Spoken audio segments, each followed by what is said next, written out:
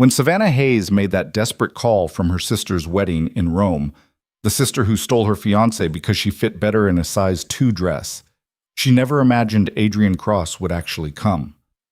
But 8 hours later, the most dangerous man she'd ever met walked into that ballroom like he owned it, silenced the room with one look, and carried her out in front of everyone who'd spent years making her feel invisible. That single moment changed everything. Now, 1 year later, she's about to discover that escaping humiliation was just the beginning, and loving a man like Adrien comes with a price no one warned her about. If you want to see how far a single phone call can take you, stay until the end, hit that like button, and comment your city below so I can see how far this story travels. Now, let's begin. The champagne was Dom Perignon. The flowers were imported from the Netherlands. The dress, custom Vera Wang of course, fit Emily Hayes like it had been painted onto her slender frame. Everything about the wedding screamed perfection, from the Renaissance palazzo overlooking the Tiber to the string quartet playing something achingly romantic in the corner. And Savannah Hayes stood in the middle of it all, feeling like she was drowning. Can you believe this view? A distant cousin, third or fourth, Savannah couldn't remember, sidled up beside her, Prosecco in hand. Emily really outdid herself. Then again, she always does, doesn't she? The words landed like a carefully aimed knife between Savannah's ribs. She forced her lips into something resembling a smile. She does. And Marcus looks absolutely smitten. They're just perfect together, don't you think? Perfect.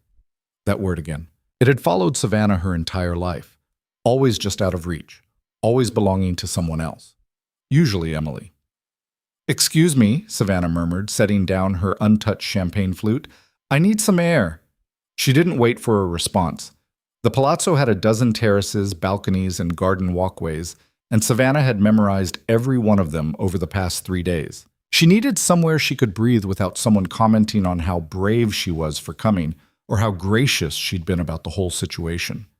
The whole situation. As if her younger sister marrying Savannah's ex-fiancé was just some minor social inconvenience, like a seating chart mix-up or a delayed flight. Savannah found a small stone balcony overlooking the gardens, blessedly empty. She pressed her hands against the cool marble railing and closed her eyes, trying to remember the breathing exercises her therapist had taught her. In for 4. Hold for 7. Out for 8. It didn't help. 2 years. She'd been engaged to Marcus Calloway for 2 years. They'd picked out china patterns. They'd toured venues in Connecticut and the Hamptons. She'd helped him prepare for the biggest presentation of his career at his father's investment firm, had stayed up until 3 in the morning making sure every slide was perfect. And then Emily had come home from her semester abroad in Paris. Savannah should have seen it coming. Emily, with her effortless elegance and her size 2 frame, and her way of making every room feel like it had been waiting for her to arrive. Emily, who had never struggled with anything in her entire charmed life. Marcus had tried to be discreet about it. Savannah would give him that much. He'd waited almost 3 months before sitting her down in their favorite restaurant, their restaurant, the one where he'd proposed, and explaining that he'd developed feelings for Emily. "It's not about you," he'd said, reaching across the table like he actually expected her to take his hand.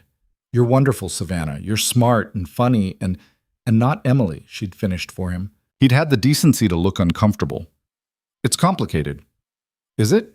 Because it seems pretty simple to me. You decided you'd rather be with my sister." "My family thinks—" He'd stopped himself, but not quickly enough. Savannah had felt something crack open inside her chest. "Your family thinks what, Marcus?" "They think Emily would be a better fit for the kind of life we're building. The charity galas, the board dinners, He'd gestured vaguely. "You know how image-conscious they are." Image. The word had hung between them like a guillotine blade. She'd understood then, with perfect, devastating clarity. It wasn't that Marcus had fallen madly in love with Emily, though perhaps that had happened too. It was that Emily looked the part. Emily photographed well. Emily could stand next to Marcus at those charity galas and board dinners without his mother wincing or his father making pointed comments about maintaining standards. Savannah had walked out of that restaurant with her head high and her engagement ring left behind on the white tablecloth. She'd told herself she was strong. She'd told herself she deserved better. She told herself all the things her therapist and her best friend and her online support group had told her to say. And then, 6 months later, the wedding invitation had arrived. "There you are." Savannah's eyes snapped open. Her mother stood in the balcony doorway, resplendent in silver silk. Her expression caught somewhere between concern and exasperation. "People are asking where you went," Linda Hayes said. "It looks strange, you disappearing like this." "I needed air." "Well, you've had it. Now come back inside. Emily's about to cut the cake, and she wants you in the photos." Of course she did. Because Emily was gracious and magnanimous and wanted to show everyone that there were no hard feelings, that this was all very civilized and modern and mature. "I'll be there in a minute." "Savannah," her mother's voice sharpened, "I know this is difficult for you, but Emily is your sister. She didn't do this to hurt you." The laugh that escaped Savannah's throat was bitter and raw. "Didn't she? Marcus was never right for you anyway. You two wanted different things. Well, we wanted the same things until Emily showed up." Linda's mouth thinned into a disapproving line. "That's unfair. Emily can't help that she and Marcus connected. Love doesn't follow a schedule, sweetheart. Sometimes it just happens." Sometimes it just happens. As if Emily hadn't spent that entire semester abroad texting Marcus, hadn't engineered coincidental run-ins, hadn't shown up to every family dinner looking like something out of a fashion magazine while asking Marcus thoughtful questions about his work. "You need to let this go," her mother continued, softer now. "Holding on to resentment will only hurt you. Emily's happy. Marcus is happy. Don't you want them to be happy?" The terrible thing was that Savannah didn't know how to answer that question. She wasn't a vindictive person. She didn't want to be bitter. But standing here at her sister's wedding, watching Emily float through the reception in that perfect dress with that perfect smile, Savannah felt something dark and ugly coiling in her chest. "I want to be happy too," she whispered. "Then come inside and smile for the cameras. Show everyone that you've moved on." Linda reached out and smoothed a strand of hair behind Savannah's ear. "You're wearing that beautiful dress. You look lovely. Hold your head up." Lovely. Not beautiful. Not stunning. Lovely. The word people used when they were being polite. Savannah followed her mother back inside, where the reception was in full swing. The cake, 7 tiers of buttercream and gold leaf, stood in the center of the room like a monument to excess. Emily and Marcus stood beside it, his hand resting possessively on her waist, her head tilted against his shoulder in that effortlessly photogenic way she had. The photographer was already positioning family members for the formal shots. Savannah's father waved her over, his smile warm but tired. He'd tried to talk Emily out of this wedding, Savannah knew. Had actually sat Emily down and asked if she was sure, if she understood what this would do to Savannah. But Emily had cried and said she'd never meant to fall in love with Marcus. But she had, and didn't she deserve to be happy too? And their father, who had never been able to deny Emily anything, had ultimately paid for this palazzo and flown 200 guests to Rome because his youngest daughter asked him to. "Savannah, over here," the photographer called. "Stand next to your mother." She moved into position, muscle memory taking over. She knew how to do this. She'd spent 32 years standing in family photos, always positioned carefully so the camera would be kind, always wearing the right smile. Emily reached out and squeezed her hand. "I'm so glad you're here," she whispered, and Savannah could hear the genuine emotion in her voice. That was the worst part. Emily actually meant it. In her mind, she hadn't done anything wrong. She'd just fallen in love. The photographer counted down. 3, 2, 1. The flash went off, capturing them all. The perfect family at the perfect wedding.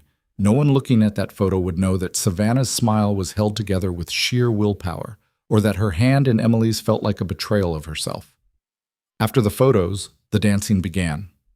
Marcus and Emily took the floor first, swaying to "At Last" by Etta James, which had been Savannah and Marcus's song, actually, but apparently that detail had been forgotten or ignored. Savannah stood at the edge of the crowd and watched, feeling like she was observing her own life from outside her body. "Savannah Hayes." The voice came from behind her, smooth and faintly amused. Savannah turned and found herself face to face with David Westbrook, a friend of Marcus's from Yale. She'd met him a dozen times at various events during her engagement, had always found him pleasant enough, if a bit too entitled. "David, hi." "Quite the party, isn't it?" He stepped closer, and she caught the scent of expensive scotch on his breath. Though I have to say, you're handling this whole thing remarkably well. Most women would have skipped the wedding entirely. Most women probably weren't raised by Linda Hayes. He laughed. Fair point. Your mother does have a gift for social engineering. He tilted his head, studying her. You look beautiful tonight, by the way. That dress is stunning on you. There was something in his tone that made her skin prickle, an edge that hadn't been there during her engagement when she'd been Marcus's fiancée and therefore off limits. Thank you, she said carefully. I've always thought Marcus was an idiot for letting you go.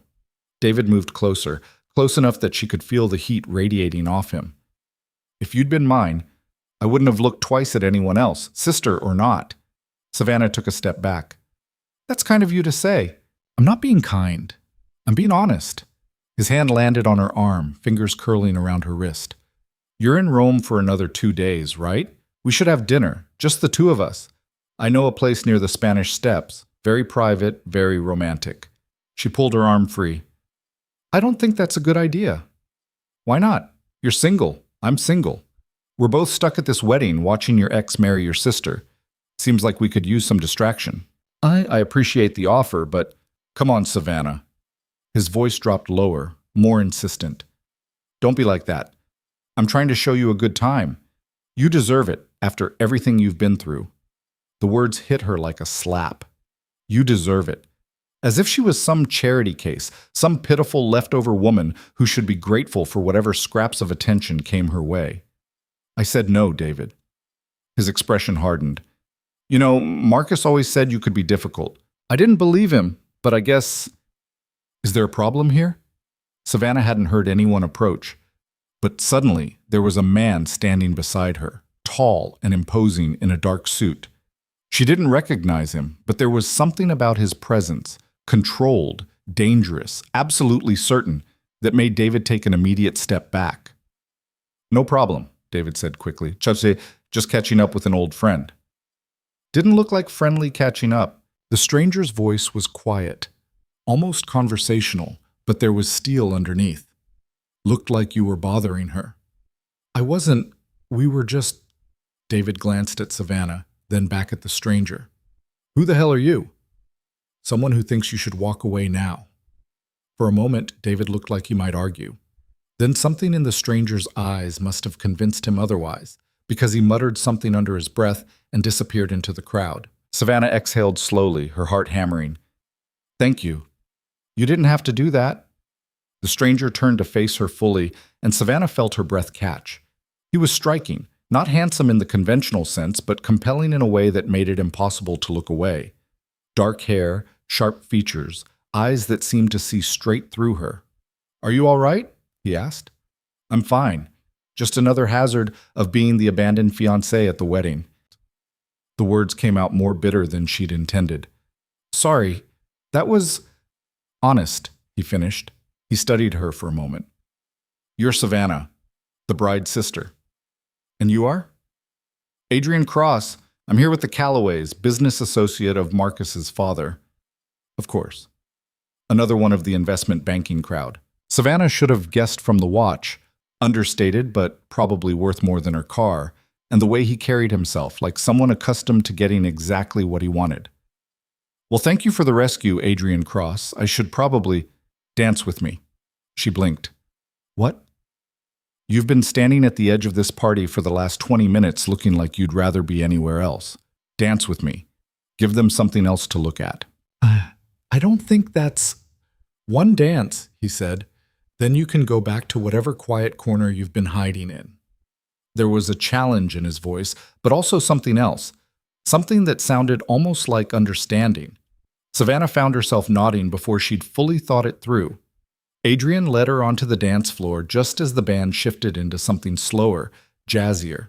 His hand settled at her waist, and Savannah was suddenly acutely aware of how solid he felt, how completely present. Most men she'd danced with at events like this had been distracted, their attention divided between conversation and social calculation.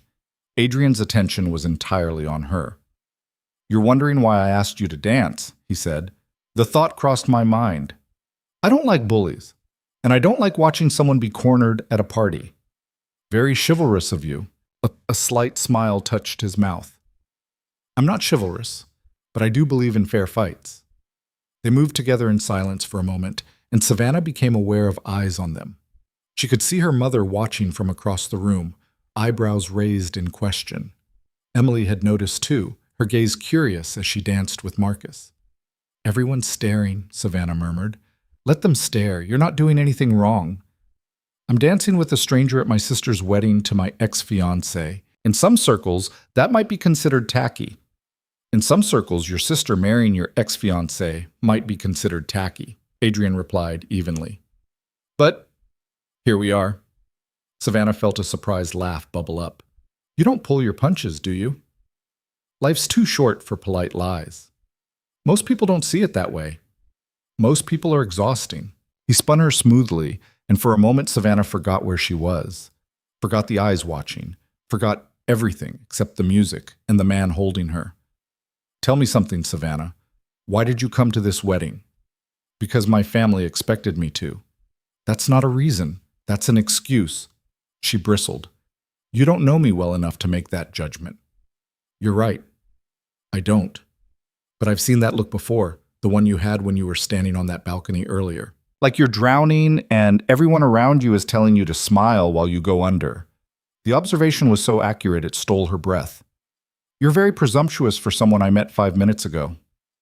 6 minutes. And I'm also right. The song ended, but Adrien didn't immediately release her. For a heartbeat, they stood there in the middle of the dance floor, surrounded by swirling couples, but somehow separate from all of it.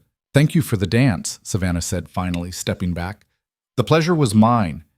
Adrien reached into his jacket and produced a business card, pressing it into her palm. If you ever need a fair fight, call me. Before she could respond, he turned and walked away, disappearing into the crowd as smoothly as he'd appeared. Savannah looked down at the card. Expensive cardstock, minimal design, Adrien Cross and a phone number. No company name, no title, no email address. She slipped it into her clutch and tried not to think about how her hand was still warm from where he'd held it. The rest of the evening passed in a blur. More champagne, more forced smiles, more well-meaning guests telling her how brave she was, how gracious, how mature. By the time the reception wound down, Savannah's face hurt from holding her smile and her feet ached from her heels. She was standing near the palazzo entrance waiting for her car when Emily found her. Savannah, wait. Savannah turned. Emily had changed out of her wedding dress into a silk going-away outfit, her hair still perfect despite hours of dancing. She looked radiant, happy, everything a bride should be. I just wanted to say thank you, Emily said, reaching for Savannah's hands. It meant the world to me that you were here. I know it couldn't have been easy. No, Savannah wanted to say. It wasn't easy. It was one of the hardest things I've ever done. But you don't get to thank me for it, because you're the reason it was hard in the first place. I'm glad you're happy, Savannah said instead, because it was easier than the truth. Emily's eyes filled with tears. I never meant to hurt you. You believe that, don't you? I tried so hard not to fall in love with him, but… Emily, Savannah gently extracted her hands. It's late. You should get back to your husband. The word hung between them. Husband. The man who was supposed to have been Savannah's. Emily wiped her eyes, nodding. Will you come visit us? Once we're settled in the new house? I don't want this to break us. You're my sister. You're my… Have a wonderful honeymoon, Savannah interrupted, unable to bear another second of Emily's tearful gratitude. I'll see you when you get back. She escaped before Emily could say anything else, practically running to the waiting car. The driver took one look at her face and wisely said nothing, just pulled away from the palazzo and headed toward her hotel. Back in her room, Savannah kicked off her heels and collapsed onto the bed. She should feel relieved that the weekend was over, that she'd survived, that she could go home tomorrow and put this entire nightmare behind her. Instead, she felt hollow. Her phone buzzed. A text from her mother. You handled yourself beautifully tonight. I'm proud of you. Savannah stared at the message. Handled herself. Like she was a poorly trained dog who'd managed not to bite anyone. Another text, this time from her best friend Zoe. You're a goddamn saint for getting through that. Call me when you're home. wine and Thai food, and we'll trash talk everyone. At least Zoe understood. At least someone in her life was willing to acknowledge that this entire situation was insane. Savannah changed out of her dress and into pajamas, then stood at the window looking out over Rome. The city glittered in the darkness, beautiful and ancient and utterly indifferent to her pain. She pulled Adrien's business card from her clutch and turned it over in her fingers. "If you ever need a fair fight, call me." What did that even mean? And why had he given it to her? They were strangers. They'd shared one dance and a brief conversation about bullies and drowning. Savannah set the card on the nightstand and climbed into bed. She wouldn't call him. Tomorrow she'd fly home, and in a few weeks this would all be a bad memory. She'd move on. She'd rebuild her life. She'd prove to everyone, to her family, to Marcus, to Emily, to herself, that she was fine. But as she lay in the darkness, staring at the ceiling, Savannah couldn't shake the feeling that something had shifted tonight. That the woman who walked out of that palazzo wasn't quite the same woman who'd walked in. And she couldn't stop thinking about Adrien Cross's eyes, and the way he'd looked at her like she was someone worth fighting for. The next day unfolded in a haze of exhaustion and forced normalcy. Savannah packed her bags, had breakfast with her parents, who spent the entire meal praising Emily's wedding and carefully not mentioning Marcus, and made it to the airport with 2 hours to spare. She was sitting at her gate, scrolling mindlessly through her phone, when she saw the first photo. Emily had posted to Instagram, a shot of her and Marcus on the Palazzo Terrace, the Roman skyline glowing behind them. "Forever starts now," the caption read, followed by a string of heart emojis. Savannah's thumb hovered over the screen. She should unfollow Emily. She should mute her at least. There was no reason to torture herself with wedding photos and honeymoon updates. But before she could decide, another notification popped up. Someone had tagged her in a comment on Emily's post. "At Savannah Hayes handled this like a queen. If my sister stole my man, I would have burned the whole wedding down." Savannah's stomach dropped. She clicked through and found dozens of comments, most of them from people she didn't know.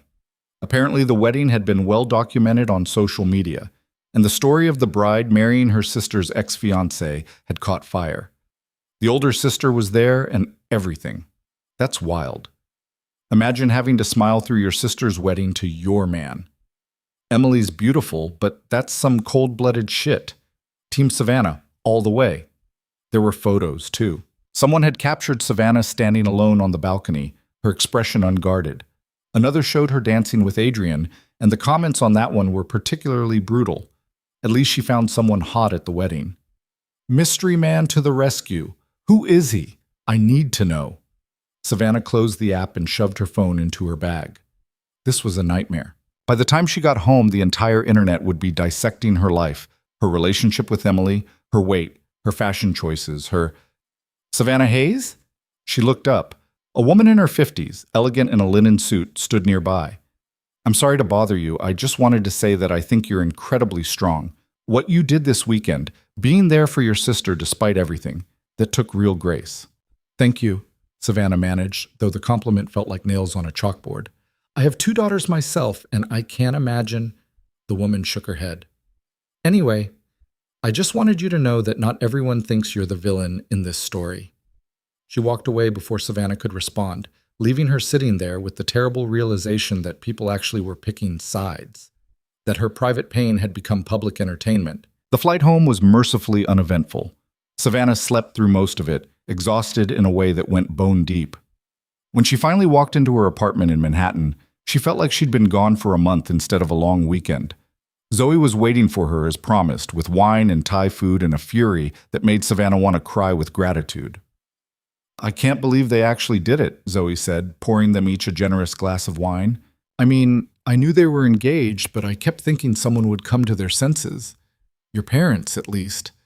But no, they just threw them a fairy tale wedding like this is totally normal. My mother thinks I'm being dramatic." "Your mother thinks image is more important than basic human decency." Zoe handed her the wine. "Drink. You've earned it." They settled on the couch, and Savannah recounted the weekend in brutal detail.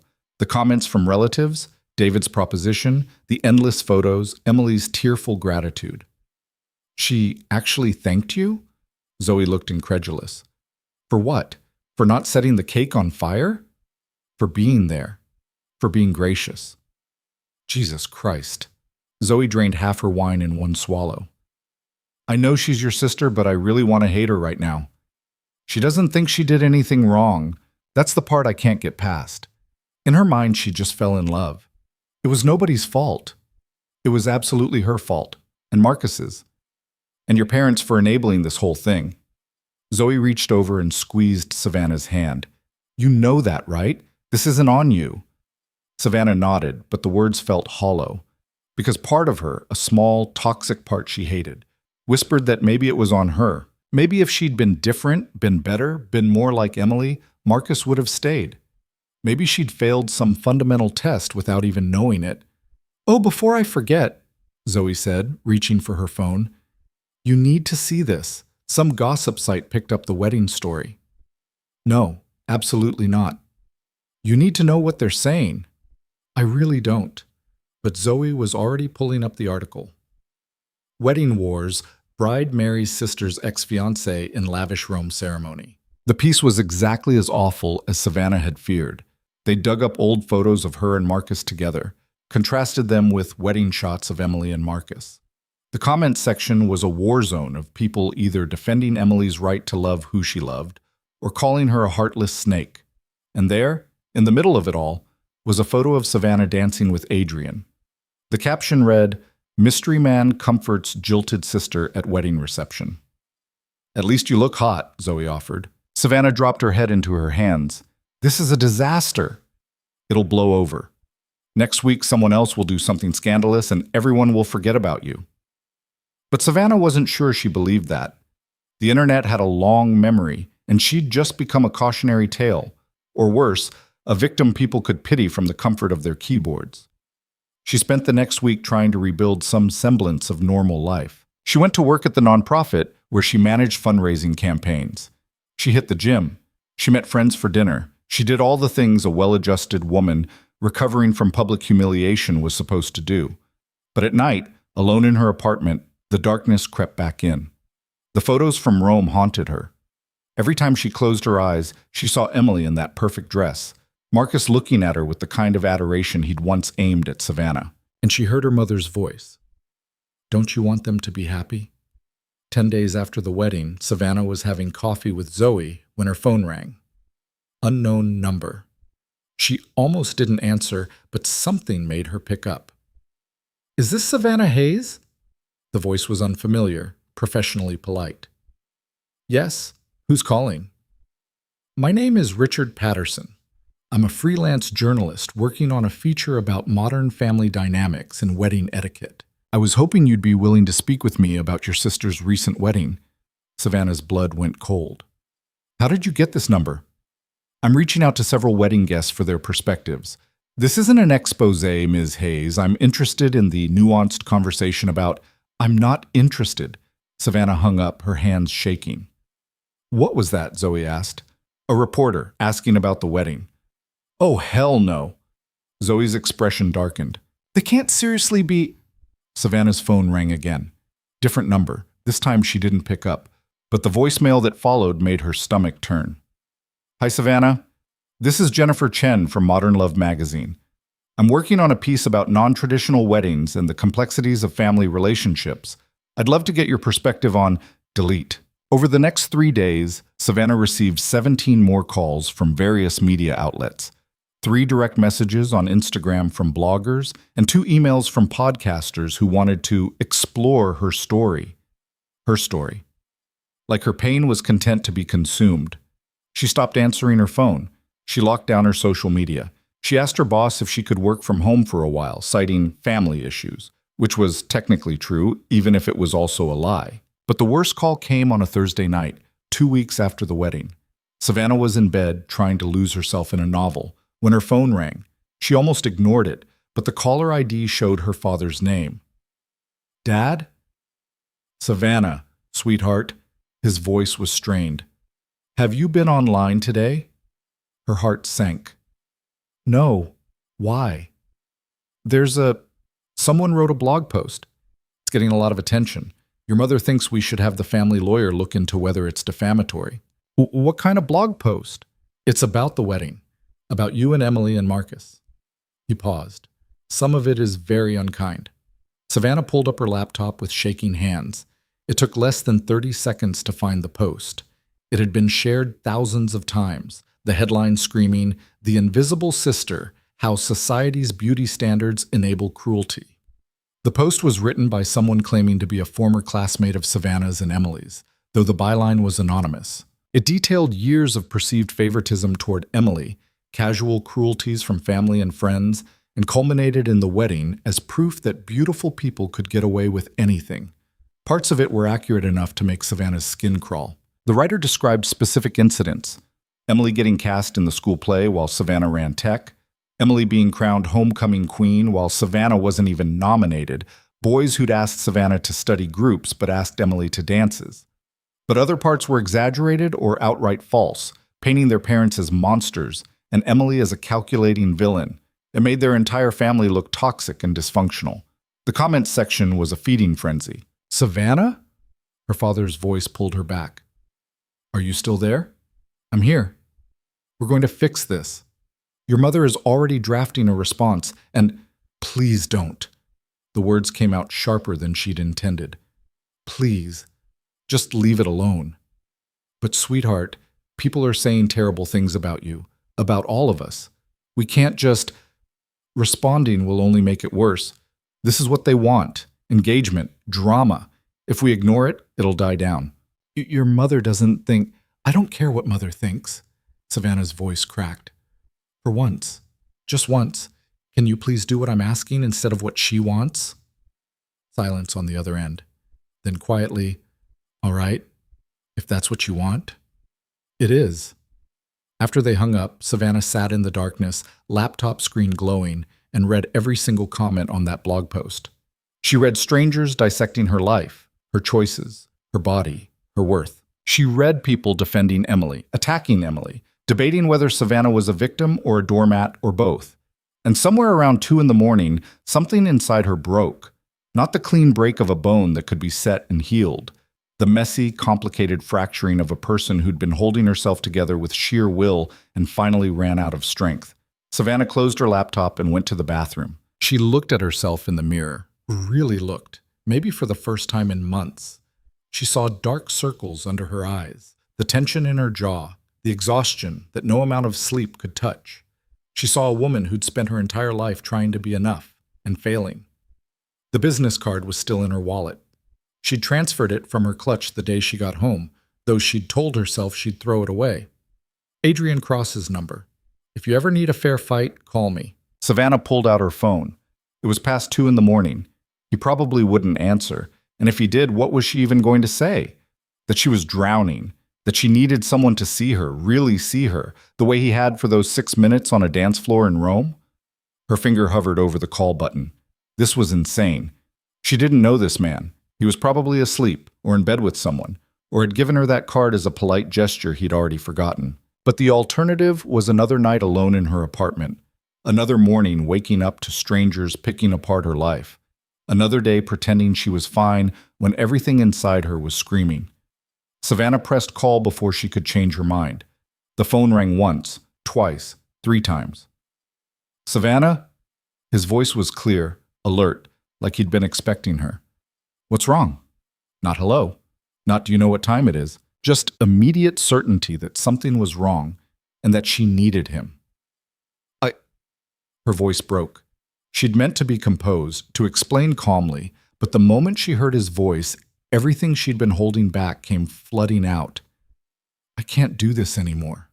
I can't be here, in this city, with people picking apart my life like I'm some kind of tragic character in a story they're all watching for entertainment. I can't go to another family dinner and pretend I'm fine. I can't..." "Where are you?" "Home.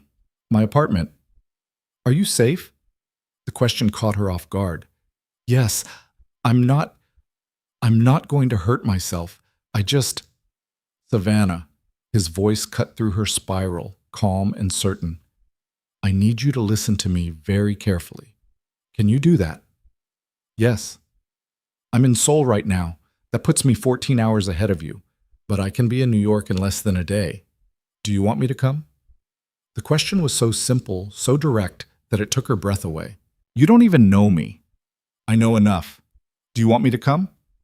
Did she? This was crazy. He was offering to fly halfway around the world because she'd called him in the middle of a breakdown. That wasn't normal. That wasn't how people behaved. But then again, nothing about her life was normal right now. Yes, she whispered. Please. Then I'll be there. She could hear movement on his end, the sound of him already making arrangements. I'm going to give you a number. It's for a car service. They'll take you anywhere you need to go, anytime, no questions asked. Use them if you need to get out of your apartment. Adrien, you don't have to... Text me if anything changes. If you feel unsafe, if someone bothers you, if you need anything at all. I'll have my phone on me the entire flight. Understood? Understood. Good. I'll see you soon, Savannah. He hung up, and Savannah stood there in her bathroom, phone still pressed to her ear, feeling like she'd just stepped off the edge of a cliff. What had she done? But underneath the shock and the fear was something else, something that felt almost like hope. Because for the first time in weeks, maybe years, someone had heard her say she was drowning and actually thrown her a rope. 23 hours later, Savannah stood in her apartment staring at her phone like it might explode. Adrien had texted her an hour ago with a simple message. Landed. I'll be at your building in 30 minutes. She'd spent the time since his call in a strange state of suspended reality. She'd showered, changed clothes 3 times, cleaned her apartment even though it was already clean, and tried not to think too hard about what she'd actually done. She'd called a man she barely knew and asked him to fly across the world to rescue her from her own life. When she put it that way, it sounded completely insane. The buzzer rang, sharp and sudden, making her jump. Savannah pressed the intercom button with a shaking hand. Ms. Hayes? The voice was unfamiliar, professional. Mr. Cross is here. Send him up. She opened her apartment door and waited, heart hammering against her ribs. The elevator chimed, and then Adrien stepped into her hallway, and Savannah was struck all over again by the sheer presence of him. He looked exactly as she remembered, dark suit, sharp features, eyes that seemed to catalog everything in a single glance. But there was something different about seeing him here, in her space, rather than at that Roman palazzo. He stopped a few feet from her door. May I come in? Yes, of course. She stepped aside, suddenly hyper-aware of her small apartment, her second-hand furniture, the stack of magazines on her coffee table. Can I get you anything? Coffee? Water? You must be exhausted from the flight. I'm fine. He moved into her living room with the easy confidence of someone who is comfortable anywhere. How are you holding up? The question, delivered so directly, nearly undid her. I've had better weeks. I imagine so. He turned to face her fully. I read the blog post, and the articles, and about 500 of the most vicious comments the internet had to offer. Savannah felt heat rise in her cheeks. You didn't have to do that. Yes, I did. If I'm going to help you, I need to understand what we're dealing with. He paused. They're brutal, and most of them don't even know you. That's the internet for you. Everyone's a critic when they're anonymous. It's not just criticism, Savannah. Some of those comments cross the line into harassment. Have any of them tried to contact you directly? She thought about the reporters, the DMs, the emails from strangers offering unsolicited advice or cruel observations about her weight, her fashion choices, her life. A few. Show me. Adrien, I didn't ask you to come here so you could show me. There was no room for argument in his voice. Savannah pulled up her phone and handed it to him, watching as he scrolled through the messages with an expression that grew progressively darker. When he reached the DM from someone who'd sent her a detailed message about how she deserved what she got for letting herself go, his jaw tightened visibly. This is unacceptable, he said quietly. It's just people being cruel online. It happens. Not to you. Not anymore. He handed back her phone. I'm going to make some calls. By tomorrow, most of these accounts will be suspended or deleted. Savannah stared at him. You can't just... How would you even... I have resources. Let me use them. Adrien. She set her phone down carefully. I appreciate that you came all this way. I really do. But I didn't call you so you could fight the entire internet on my behalf. I called because I was having a breakdown, and you were the only person I could think of who might actually understand what I was feeling. Something shifted in his expression. And what were you feeling? Like I was invisible. Like I've spent my whole life being told I'm not quite enough, and watching people I love choose everyone else first. Her voice cracked. Like maybe everyone else is right, and there's something fundamentally wrong with me that makes me easy to leave. Adrien closed the distance between them in 2 strides. He didn't reach for her, didn't try to comfort her with empty platitudes, just stood close enough that she could feel the solid certainty of his presence. "There is nothing wrong with you," he said, and the conviction in his voice made her throat tight. "Your sister made a choice.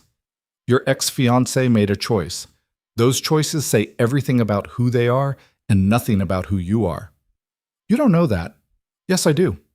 I've watched you, Savannah.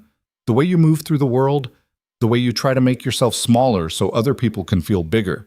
You think it makes you kind, but it just makes you easy to overlook. And the people in your life have been overlooking you for so long they don't even realize they're doing it anymore." The accuracy of his observation hit her like a physical blow. "How do you see that? We've met twice.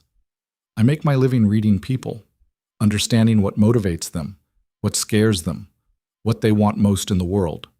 He tilted his head slightly. "You want to be seen, really seen, not as someone's sister or someone's ex-fiancée or the woman who handled a bad situation with grace, just as yourself." Savannah felt tears burning behind her eyes. "You make it sound simple. It is simple. It's just not easy." He stepped back, giving her space. "I meant what I said on the phone. I can take you away from this. Not forever, but long enough for the noise to die down. Long enough for you to figure out who you are when you're not performing for an audience." "Take me where?" "Seoul. I have business there that will keep me occupied for the next several months. You could come with me, see a different part of the world, decide what you actually want your life to look like." The offer was so absurd, so completely outside the realm of reasonable decisions, that Savannah almost laughed. "I can't just run away to South Korea with someone I barely know." "Why not?" Because that's not how real life works. I have a job, an apartment, responsibilities." "Your job will give you a leave of absence if you ask. Your apartment will still be here when you get back. And your responsibilities are to yourself, not to the people who've been using your compliance as permission to treat you badly." "I don't even know you," she said, but the protest felt weak even to her own ears. "Then get to know me. You have 24 hours to decide. If you want to stay in New York and ride this out, I'll respect that choice. But if you want out, I'm offering you an exit." Savannah sank onto her couch, overwhelmed. "Why are you doing this? What do you get out of it?" Adrien was quiet for a long moment. When he spoke, his voice was careful, measured. "I don't have many weaknesses, Savannah, but I can't stand watching people be diminished by those who should protect them. You called me because you were drowning. I'm throwing you a rope. Whether you grab it is entirely up to you." He left shortly after, checking into a hotel nearby and giving her space to think. Savannah spent the rest of the day in a fog, Adrien's offer circling her mind like a shark in dark water. It was reckless, irresponsible, the kind of impulsive decision her mother would have a stroke over, which was, perversely, part of its appeal. Zoe came over that evening with Chinese food and found Savannah sitting cross-legged on her couch, surrounded by notepads covered in frantic pro-con lists. "Okay," Zoe said, setting down the takeout bags. "What's happening?" "You sent me a text that just said emergency with 7 exclamation points. Adrien Cross flew in from Seoul." Zoe blinked. "I'm sorry, what? Mystery wedding guy? He's here? In New York?" "In New York. He showed up at my apartment this morning." "Okay, backing up. Why is he here? Did you invite him? Are you in danger? Should I be calling someone?" "I called him 2 nights ago, during a breakdown." Savannah explained the phone call, Adrien's arrival, his offer to take her to Seoul. By the time she finished, Zoe was staring at her with an expression somewhere between concern and fascination. "Let me get this straight. A man you danced with once at your sister's wedding flew across the world because you called him crying, and now he wants to take you to South Korea." "That's the situation, yes. And you're considering it." "I don't know what I'm considering. That's why you're here. Tell me I'm insane." Zoe opened a container of lo mein, considering, "Are you attracted to him?" That's not the point." "It's absolutely the point. If this was some random guy offering you a free trip to Asia, I'd tell you to run. But this is a guy who made your knees weak on a dance floor, flew halfway around the world when you needed help, and is offering you a chance to escape the nightmare your life has become. So I'm asking again, are you attracted to him? Savannah thought about Adrien's hands on her waist as they danced, the way his attention had felt like a physical touch, the absolute certainty in his voice when he'd told her there was nothing wrong with her. Yes, she admitted quietly. And do you trust him? I don't know him well enough to trust him. But your gut. What does your gut say? Savannah closed her eyes, searching for the answer. Her gut said Adrien Cross was dangerous in ways she didn't fully understand yet. It also said he was honest in ways most people weren't, that he saw her clearly and wasn't asking her to be anything other than exactly who she was. My gut says he's not lying to me, she said finally. Then maybe you should go. Zoe reached over and took her hand. Look, I love you, and I want you safe, but I also want you happy. And you have not been happy, really, genuinely happy, in a very long time, maybe not since before Marcus. This is crazy, Zoe. People don't just run off to Asia with mysterious strangers. People absolutely do. They just don't usually admit it. Zoe squeezed her hand. What's the worst that could happen? He could be a serial killer. He flew commercial and checked into the Four Seasons. Serial killers don't have expense accounts. He could be using me for something. I don't even know what he does for a living. So ask him. You've got 24 hours. Use them to actually get to know him instead of spiraling in your apartment. Savannah pulled out her phone and stared at Adrien's number. If I do this, if I actually go to Seoul, you have to promise me something. Anything. If I disappear or turn up dead or join a cult, you have my permission to say you told me so at my funeral. Zoe laughed. Deal. Now text him and set up dinner. You can't make a decision about running away with someone based on one conversation in your living room. Adrien responded to her text within seconds, suggesting a restaurant in the West Village that Savannah had always wanted to try but never had an excuse to visit. She met him there 2 hours later, wearing a simple black dress and enough concealer to hide the evidence of too many sleepless nights. He was already seated when she arrived, and he stood as she approached the table.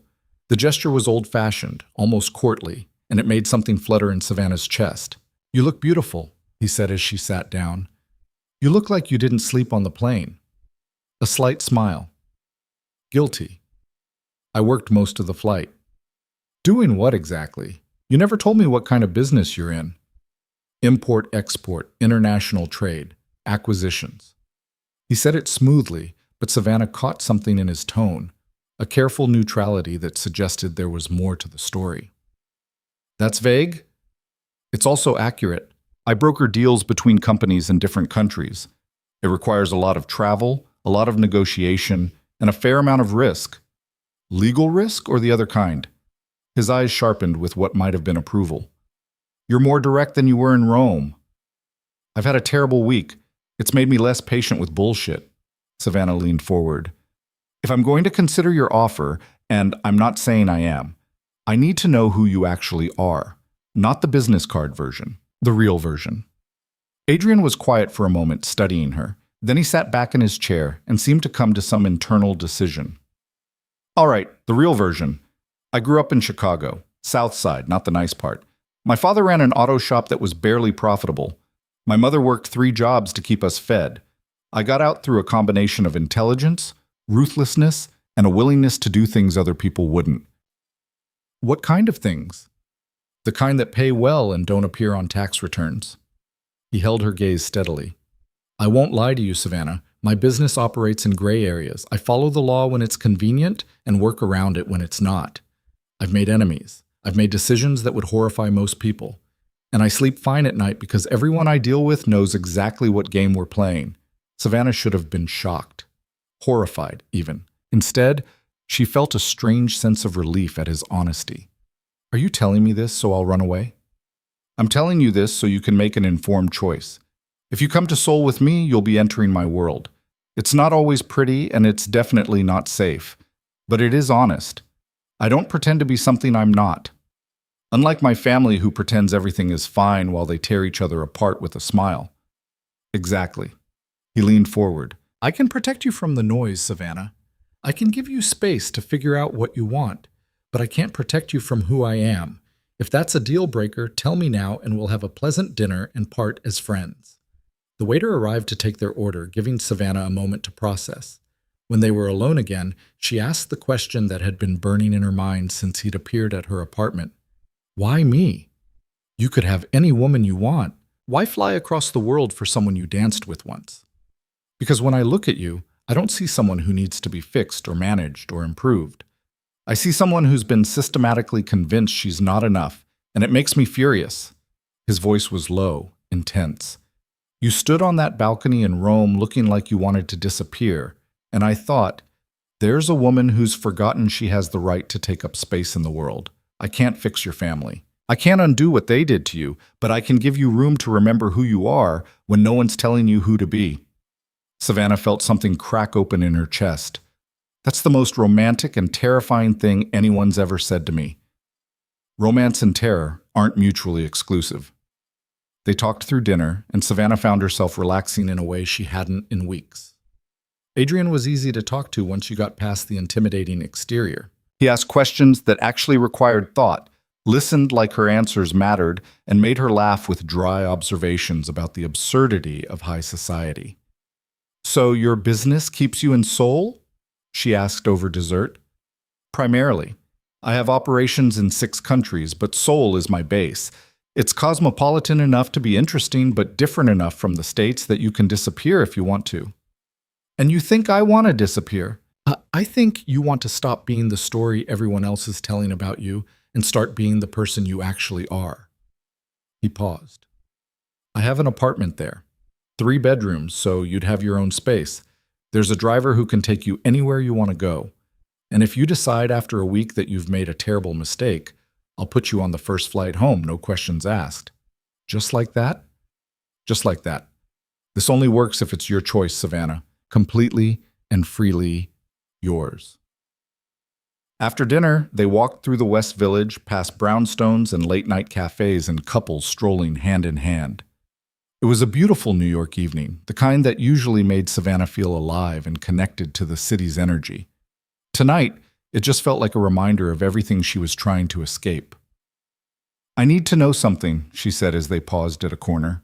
"What do you want from this arrangement? From me?" Adrien turned to face her, the streetlight casting his features in sharp relief. "Honestly, I don't know yet.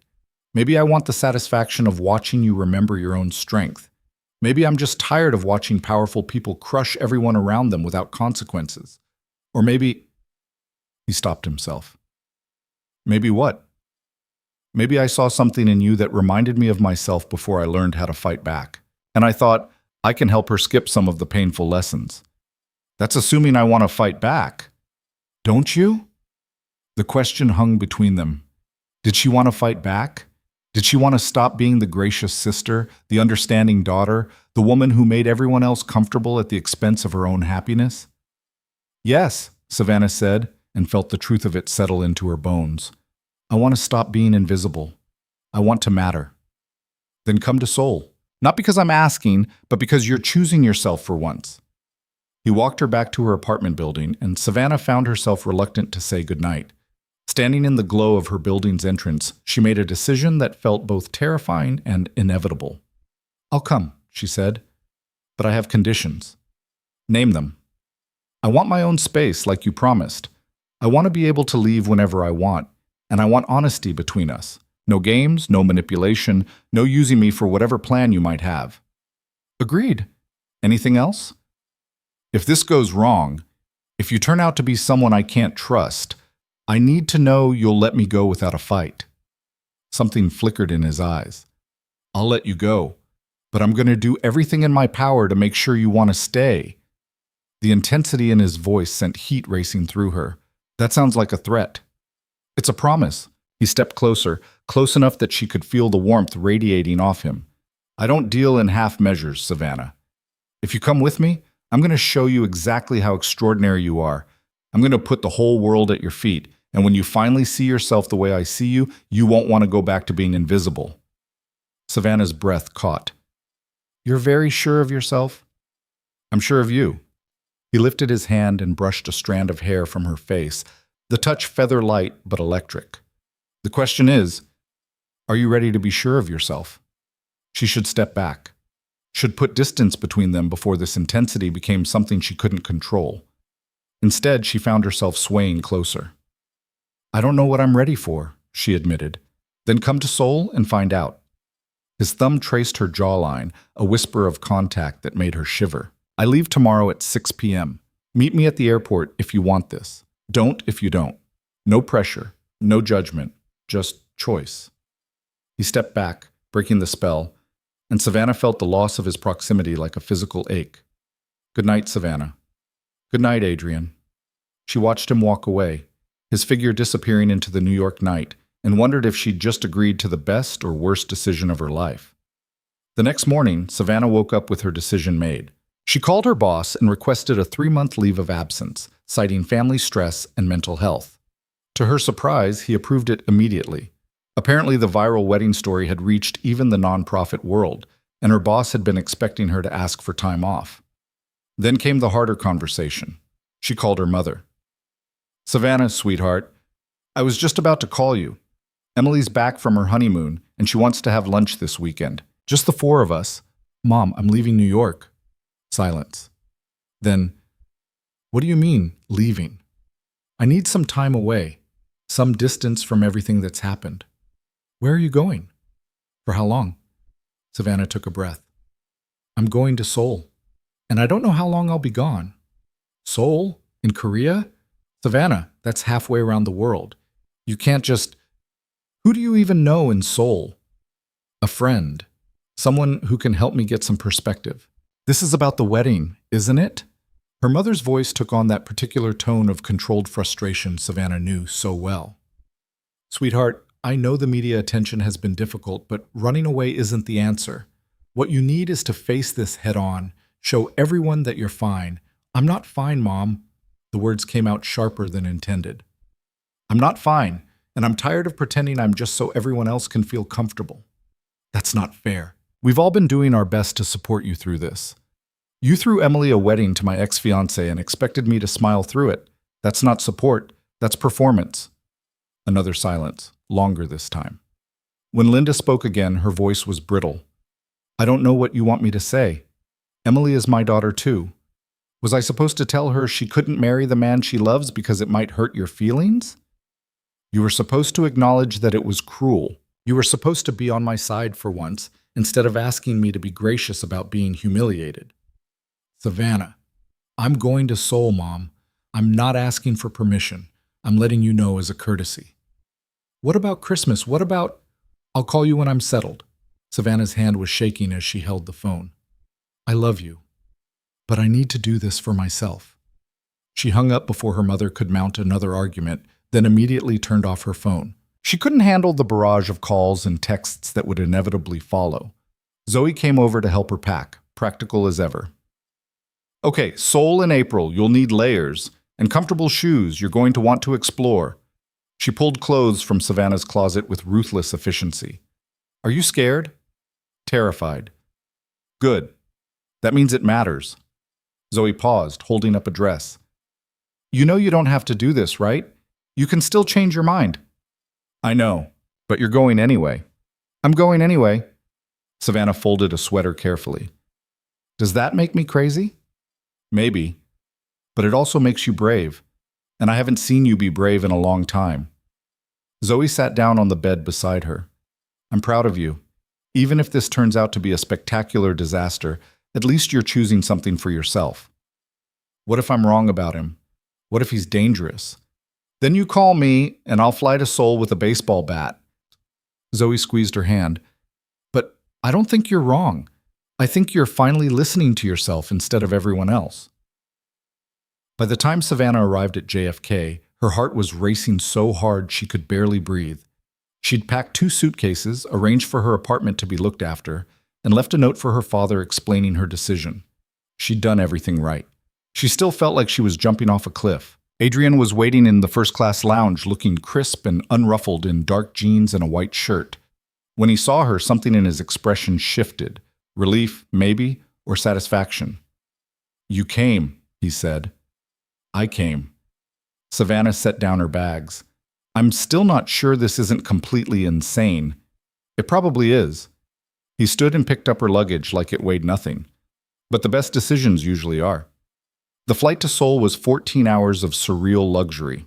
Adrien had booked them seats in first class that converted into fully flat beds, with privacy screens and more amenities than Savannah had ever experienced. She tried to sleep but found herself too wired, too aware of Adrien reading on his tablet beside her. "Can I ask you something?" she said after several hours. "Always.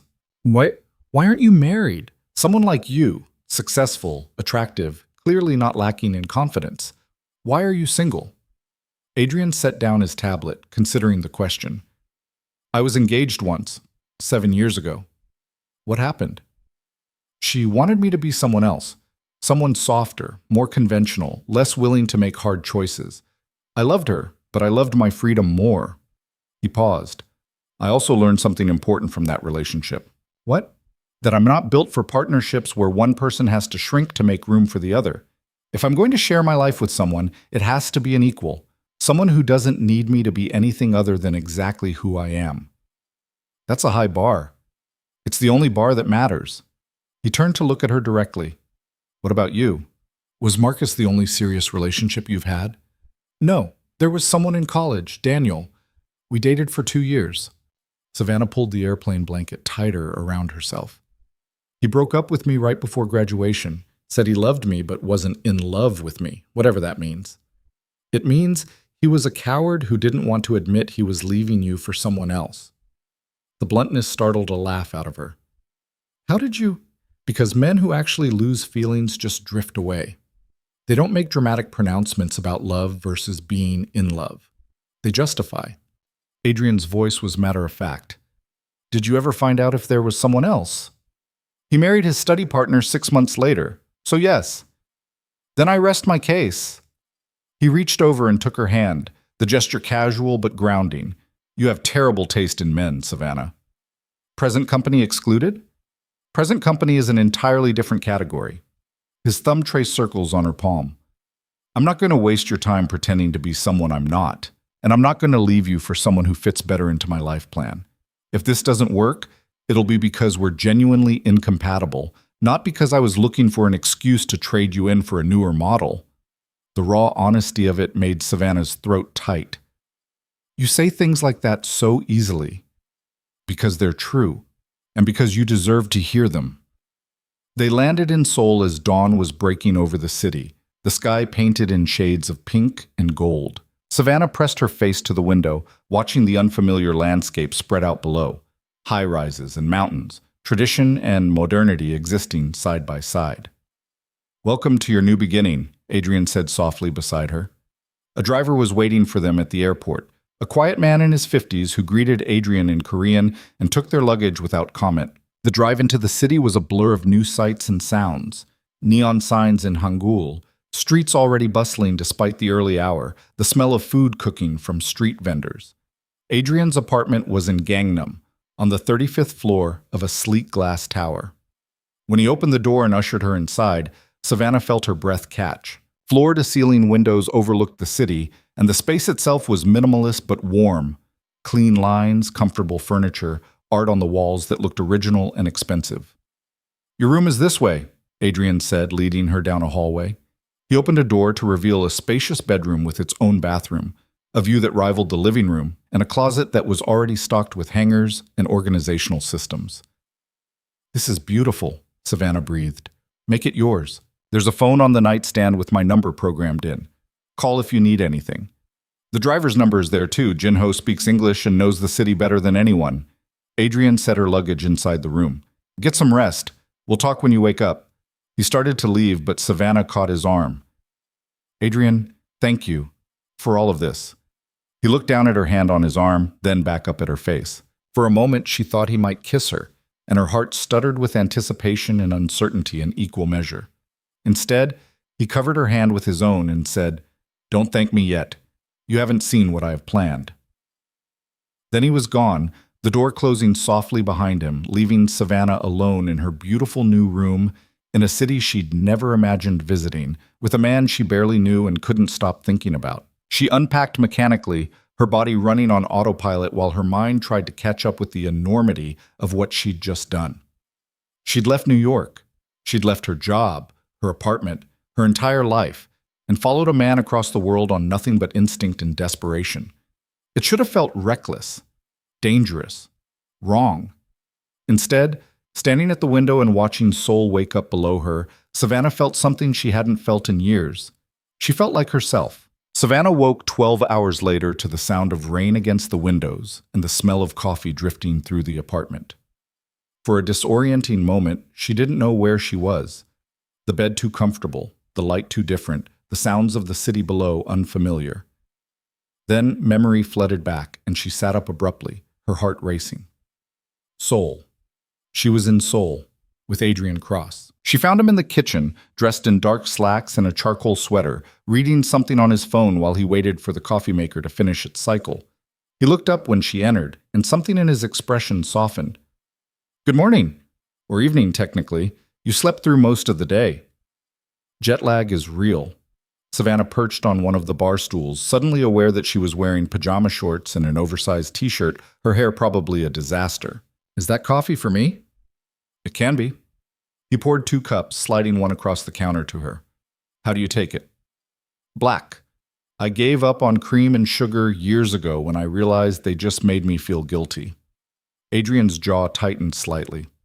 "Let me guess. Someone made a comment about calories. My mother and my sister. And basically every woman in my family for as long as I can remember." Savannah wrapped her hands around the warm mug. "It's fine. I'm used to it." "It's not fine, and you shouldn't be used to it." He leaned against the counter, studying her. "How do you feel?" "Disoriented, nervous, like I'm waiting for someone to tell me this was all a mistake and I need to go home." "No one's going to tell you that. You're here because you chose to be. Everything that happens next is also your choice." The certainty in his voice steadied something inside her. "What happens next?" "That depends. Are you hungry? Because I know a place that makes the best bibimbap in the city, and you haven't experienced Seoul until you've eaten properly." 30 minutes later, Savannah found herself in the back of Adrien's car, watching the city blur past in a kaleidoscope of neon and movement. Jinho drove with calm efficiency while Adrien pointed out landmarks. Namsan Tower glowing on the hill, the Han River cutting through the city like a silver ribbon, neighborhoods that each had their own distinct character and energy. The restaurant was tucked down a narrow street in Insadong, small and unpretentious, with steam fogging the windows. Inside, the warmth hit them immediately, along with the mouth-watering scent of sizzling meat and fermented vegetables. Adrien spoke to the owner in what sounded like fluent Korean, and the woman's face lit up with recognition and pleasure. "You come here often?" Savannah asked as they were led to a corner table.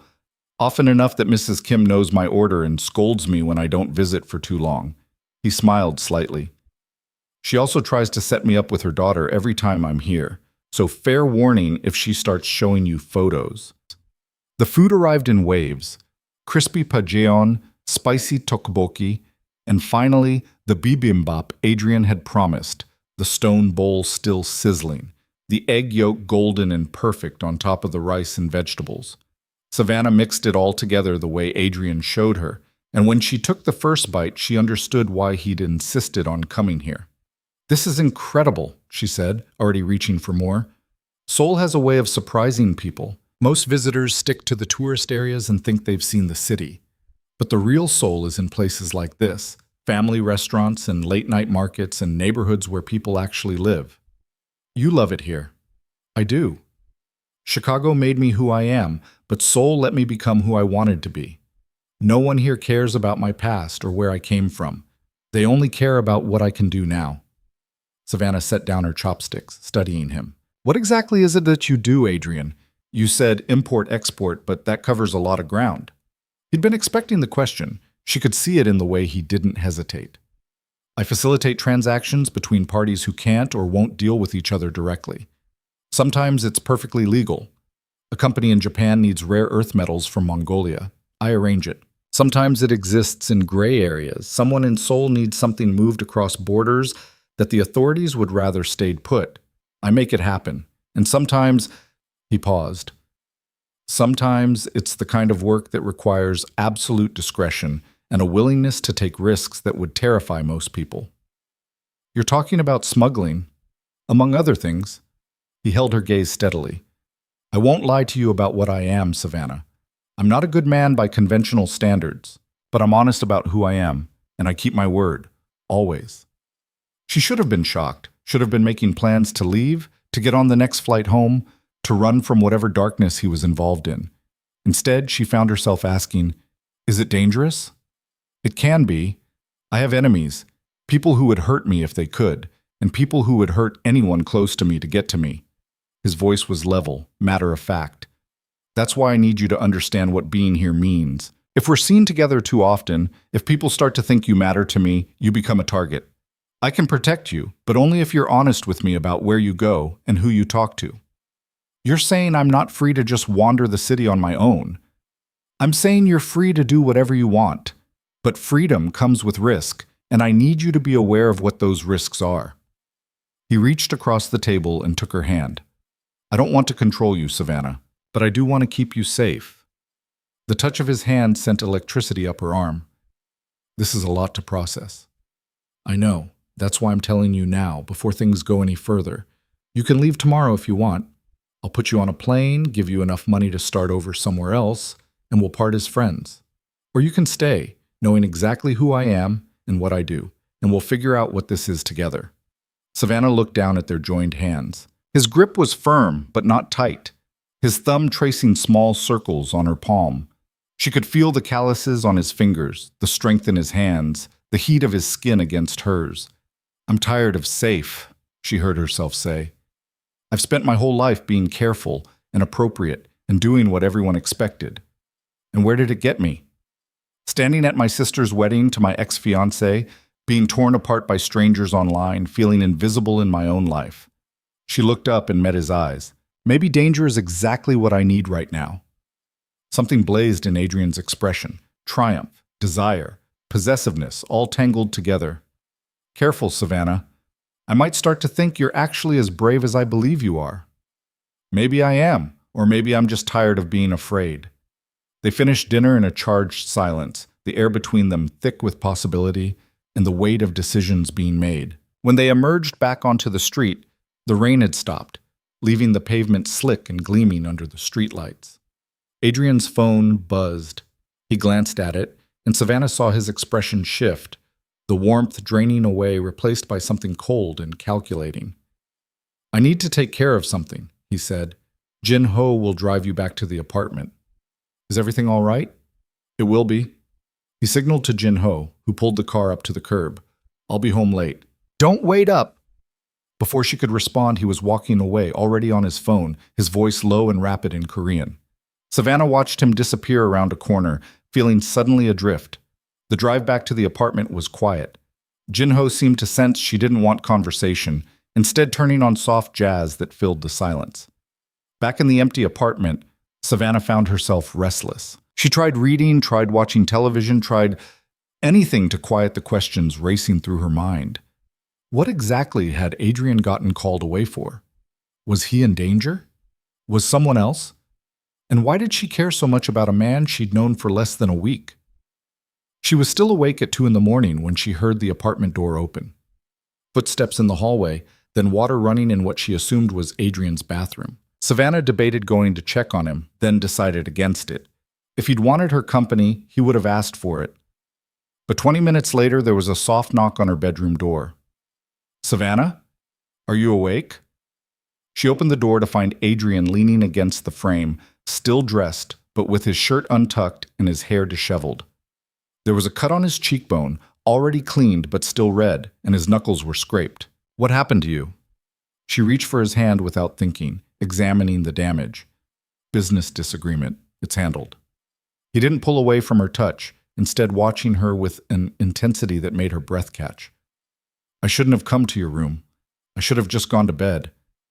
But I wanted to make sure you were all right. I'm fine. You're the one who looks like you got in a fight. Minor altercation. The other guy looks worse. He said it so casually that Savannah felt a chill run down her spine. Does that scare you, knowing that I hurt someone tonight? She should say yes, should step back, close the door, put distance between herself and whatever darkness lived inside him. Instead, she pulled him into her room and closed the door behind them. "Sit," she ordered, pointing to the bed. "Let me clean those cuts properly." She went to the bathroom and returned with the first aid kit she'd found earlier, settling beside him on the bed. Up close, she could see other marks. A bruise forming along his jaw, scratches on his neck.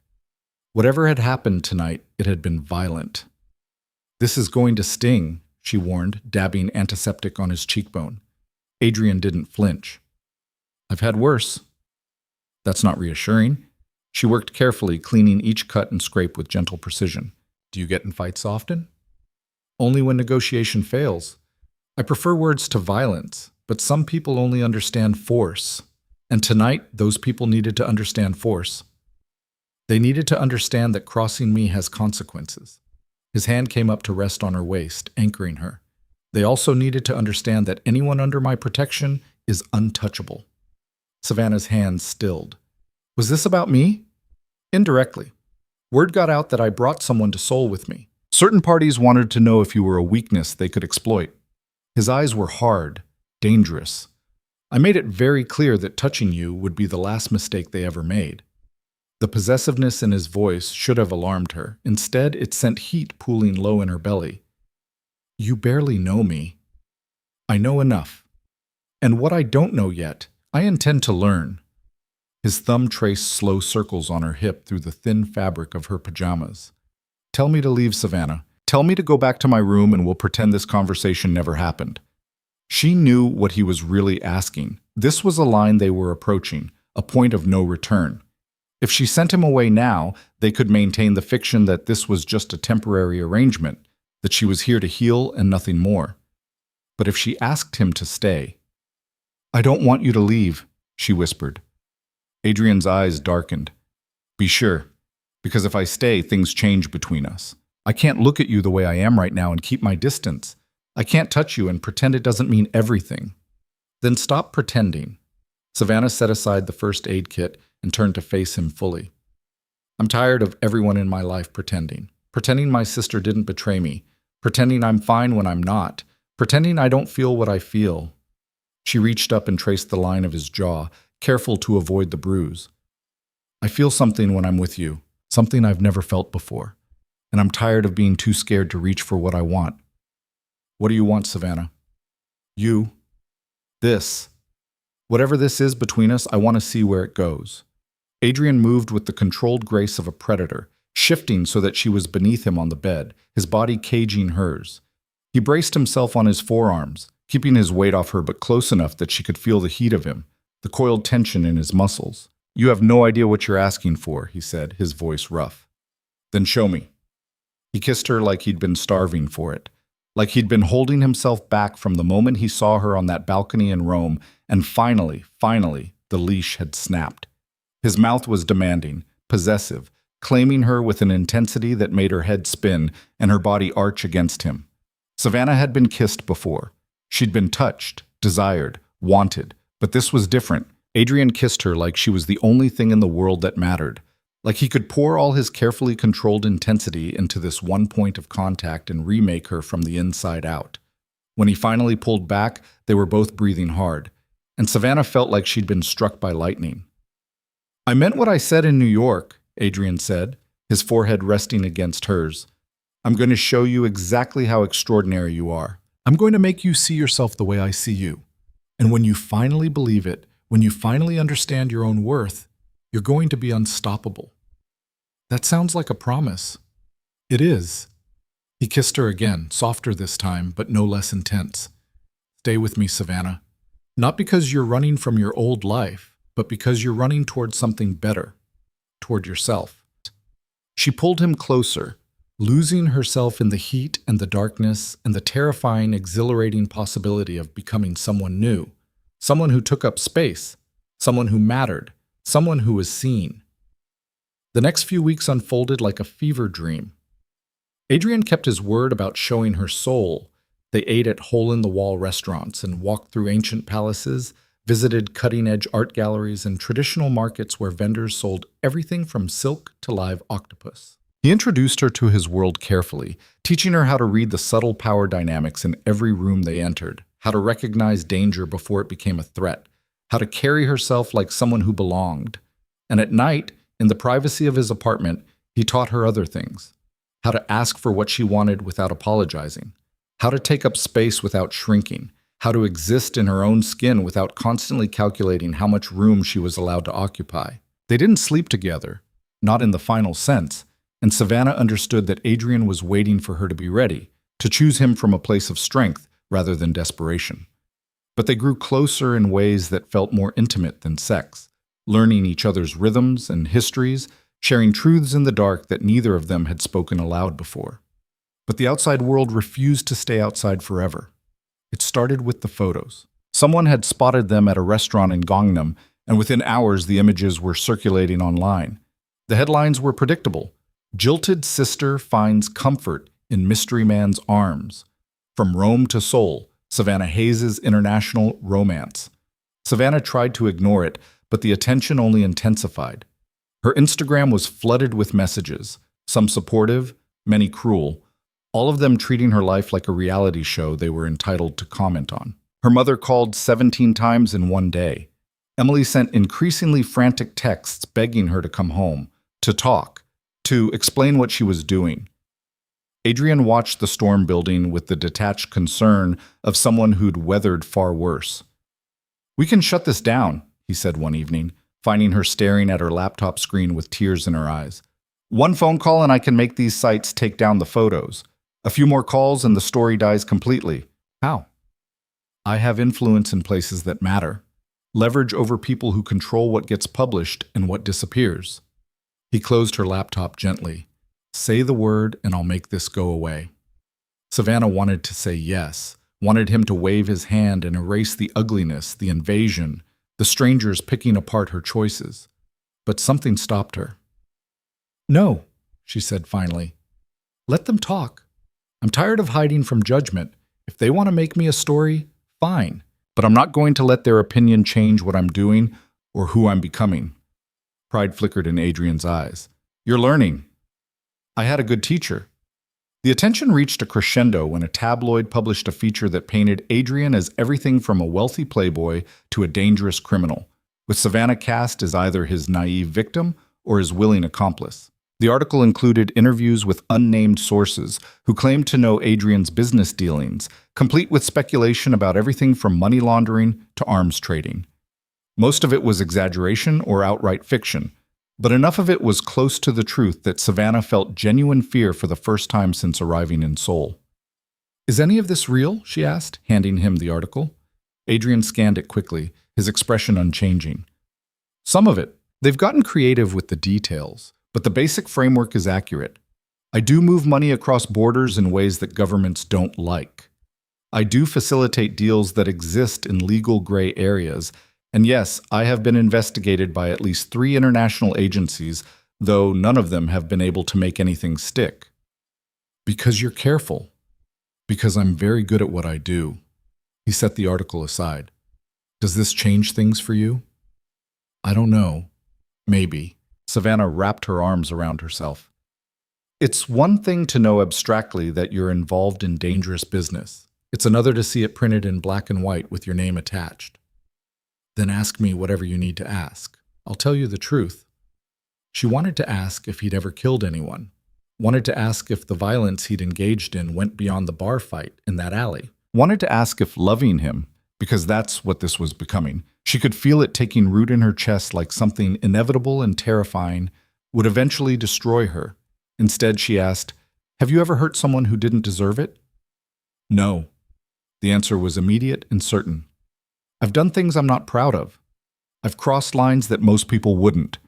But I've never hurt anyone innocent. The people I deal with know the game we're playing. They accept the risks. And me?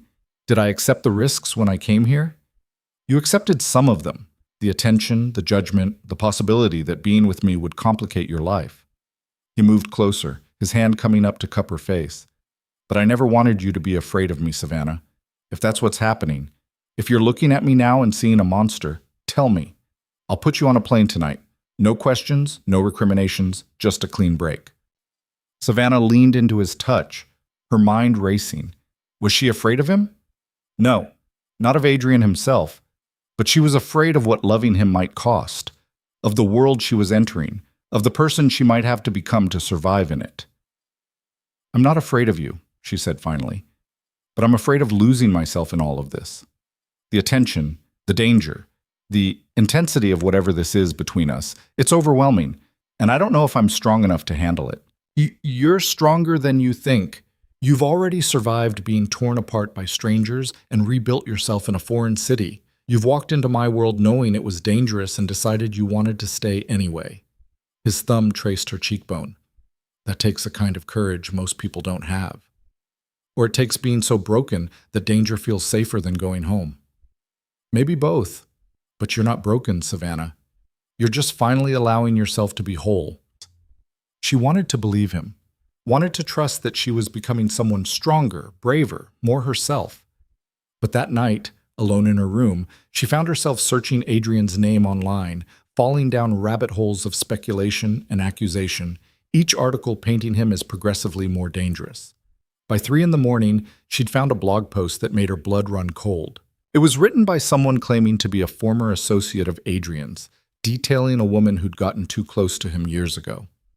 According to the post, when the woman had tried to leave, Adrien had systematically destroyed her life, ruined her career, isolated her from friends and family, and ensured that she could never escape his sphere of influence.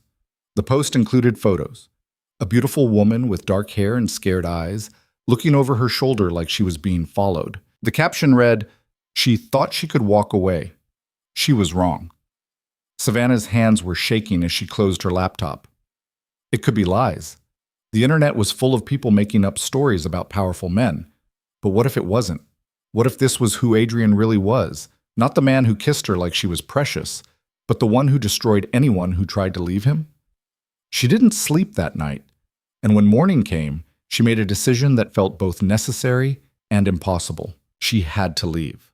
Not forever, maybe, but long enough to get perspective, to figure out if what she felt for Adrien was real or just the intoxication of being wanted by someone powerful. Long enough to see if she could stand on her own 2 feet without him there to catch her. Jinho drove her to the airport without questions, his expression carefully neutral when she asked him not to tell Adrien where she was going. She'd left a note on the kitchen counter, brief and to the point. "I need time to think. I'm going home. Please don't follow me." The flight to New York felt endless. Savannah spent most of it staring out the window, watching clouds stream past, wondering if she was making the biggest mistake of her life or the smartest decision she'd ever made.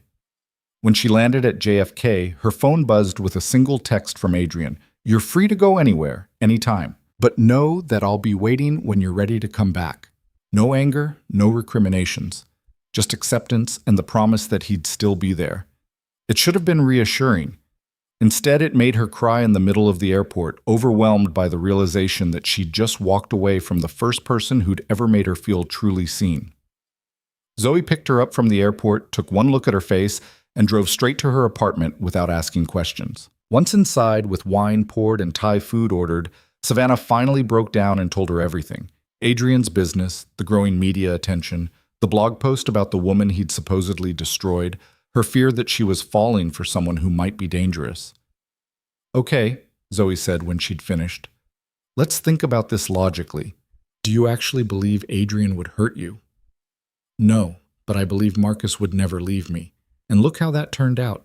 That's not the same thing and you know it. Marcus was a coward who chose the easier path.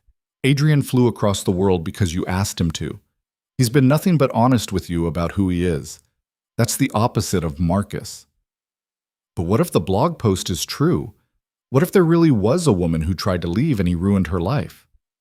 Zoe pulled out her own laptop. What blog was it?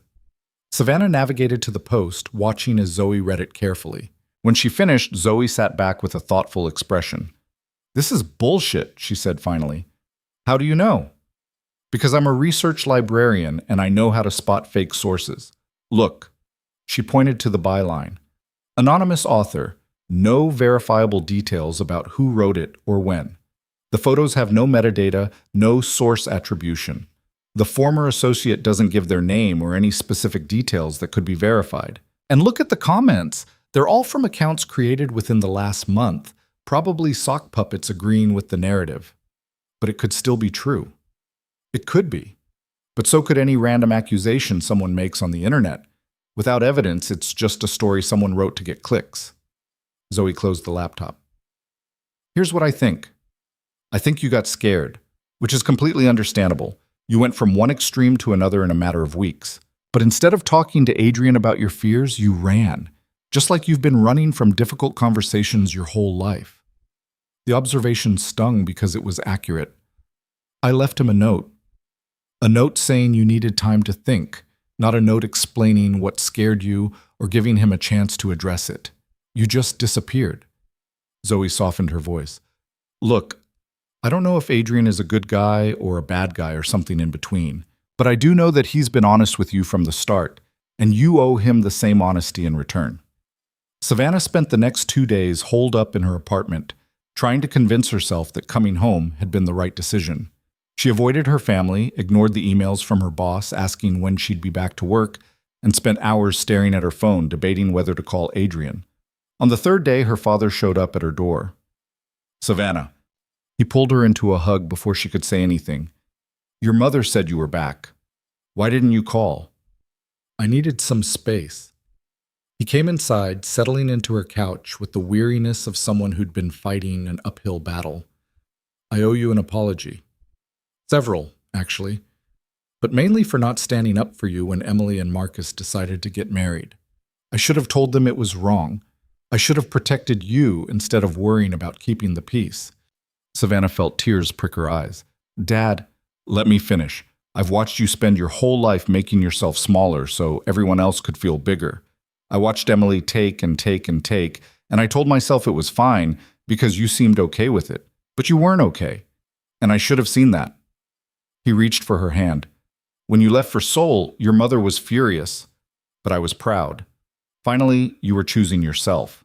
I don't know if I was choosing myself or just running away. Maybe both. But either way, you stopped letting other people's expectations control you. That takes strength. He paused. Your mother wants you to come to Sunday dinner. Emily will be there. She wants to talk to you. I can't. Not yet. I understand, but Savannah, at some point you're going to have to decide what kind of relationship you want with your family going forward. We can't keep pretending everything is fine. It's not fine. It hasn't been fine for a long time. After he left, Savannah sat with his words, feeling something shift inside her. He was right. She'd spent so long avoiding conflict, smoothing over hurt feelings, accepting unacceptable behavior because confrontation felt too hard. But she wasn't that person anymore. Seoul had changed her. Adrien had changed her. She'd learned what it felt like to take up space, to be seen, to matter. And she couldn't go back to being invisible. That night, she finally called Adrien. He answered on the first ring, his voice steady and warm and achingly familiar. Savannah. I'm sorry, she said. I shouldn't have left like that. Without explaining, without giving you a chance to... You don't need to apologize for needing space. I told you from the beginning, this only works if it's your choice. I saw something online, a blog post about a woman you supposedly destroyed when she tried to leave you, and I got scared. Silence on the other end. Then, her name was Victoria Chen. We were engaged 7 years ago. When she ended things, I was hurt and angry, and I made some phone calls I shouldn't have made. Nothing illegal, nothing violent, but I used my influence to make her life difficult for about 6 months. I'm not proud of it. It's probably the thing I regret most in my life. The honesty of it took her breath away. What happened to her? Eventually, I came to my senses and apologized. I undid what damage I could and left her alone. Last I heard, she was married to a lawyer in Singapore and very happy. We don't speak, but I hope she's doing well. The blog post made it sound like you ruined her completely. The blog post was written by someone who wants to damage my reputation. Victoria would tell you I behaved badly, but not that I destroyed her life. She's too honest for that. He paused. Is that what scared you, that I might do the same to you? Part of it. The other part was just being overwhelmed by how intense everything is with you. I've never felt like this before. It's exhilarating and terrifying, and I don't know how to handle it. So you ran. So I ran, she admitted, which is what I always do when things get too real. What do you want to do now?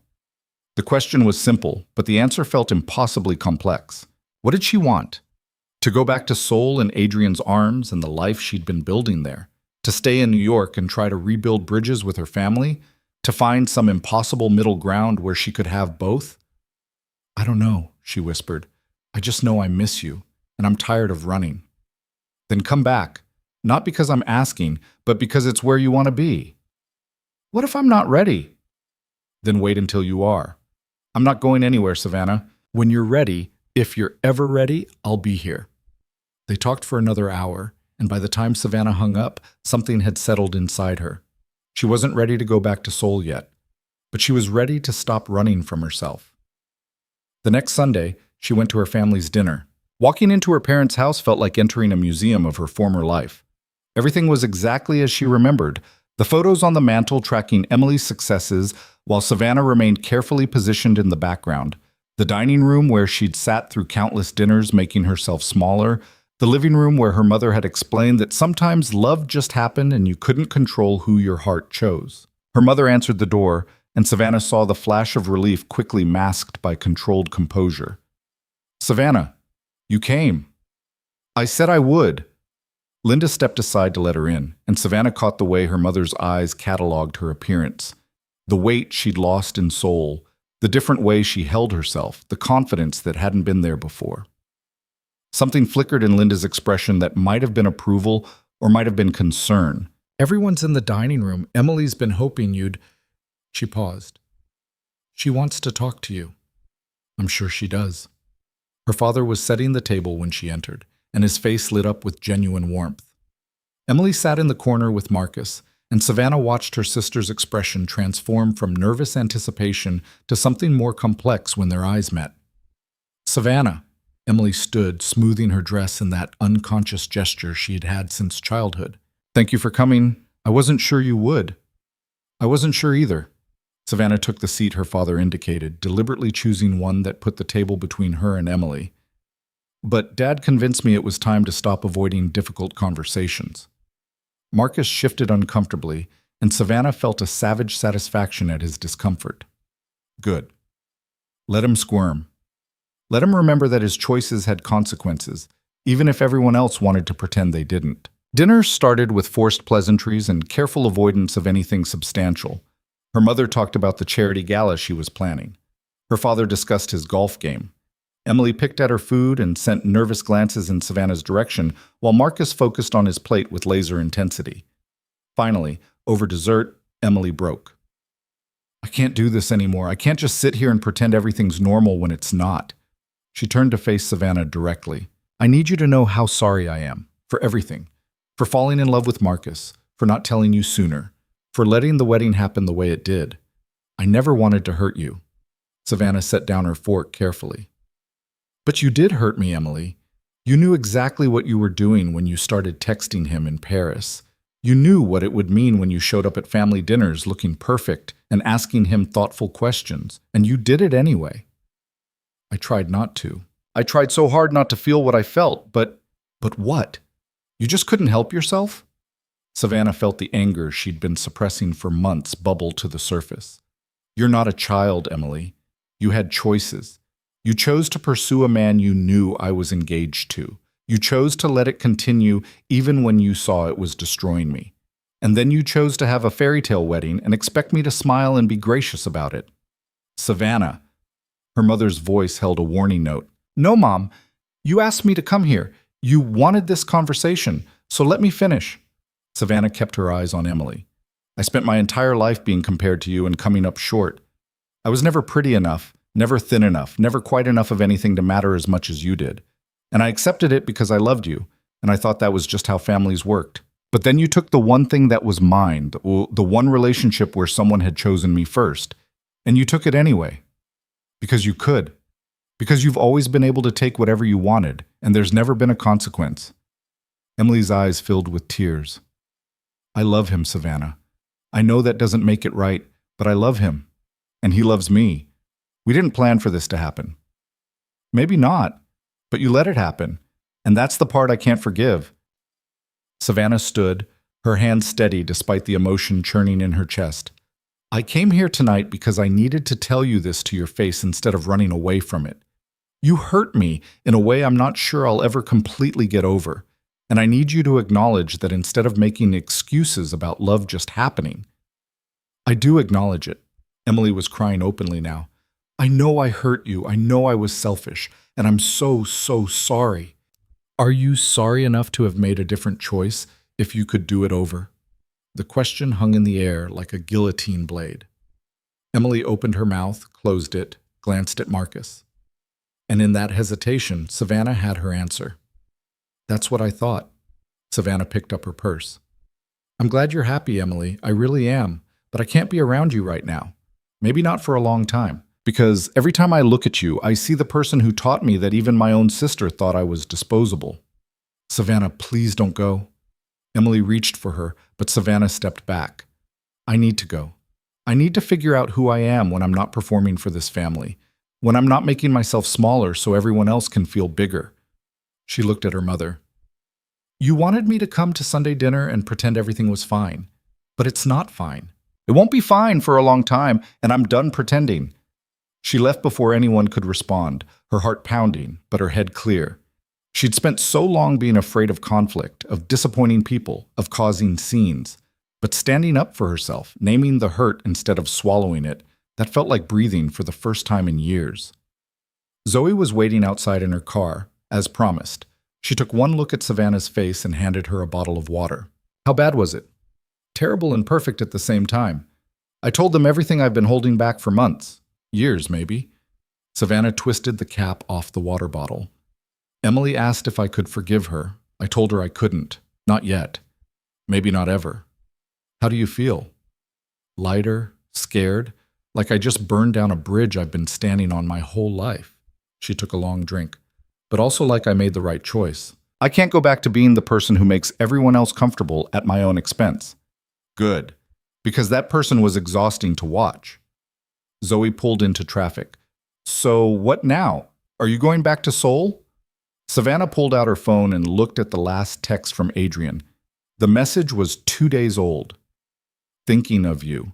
Take all the time you need. She typed a response before she could second-guess herself. I'm ready to come back if the offer still stands.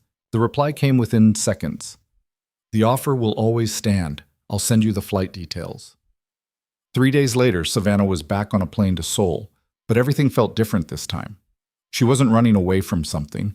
She was running toward what she wanted, what she'd chosen, with full knowledge of what it meant and what it would cost. Adrien was waiting when she cleared customs, and the sight of him made her breath catch. He looked exactly as she remembered. Sharp suit, sharper eyes, that contained intensity that made everyone around him fade into background noise. But when he saw her, something in his expression softened into relief and something warmer, something that looked almost like joy. Welcome home, he said, and the word hit her with unexpected force. Home. Not New York, not her apartment, not her family's house. This city, this man, this life she was choosing. I'm sorry I left, she said as they walked to the car. I got scared and I ran instead of talking to you about it. You came back, that's what matters. He held the car door open for her. Did you get what you needed in New York? I think so. I told my family how I really felt.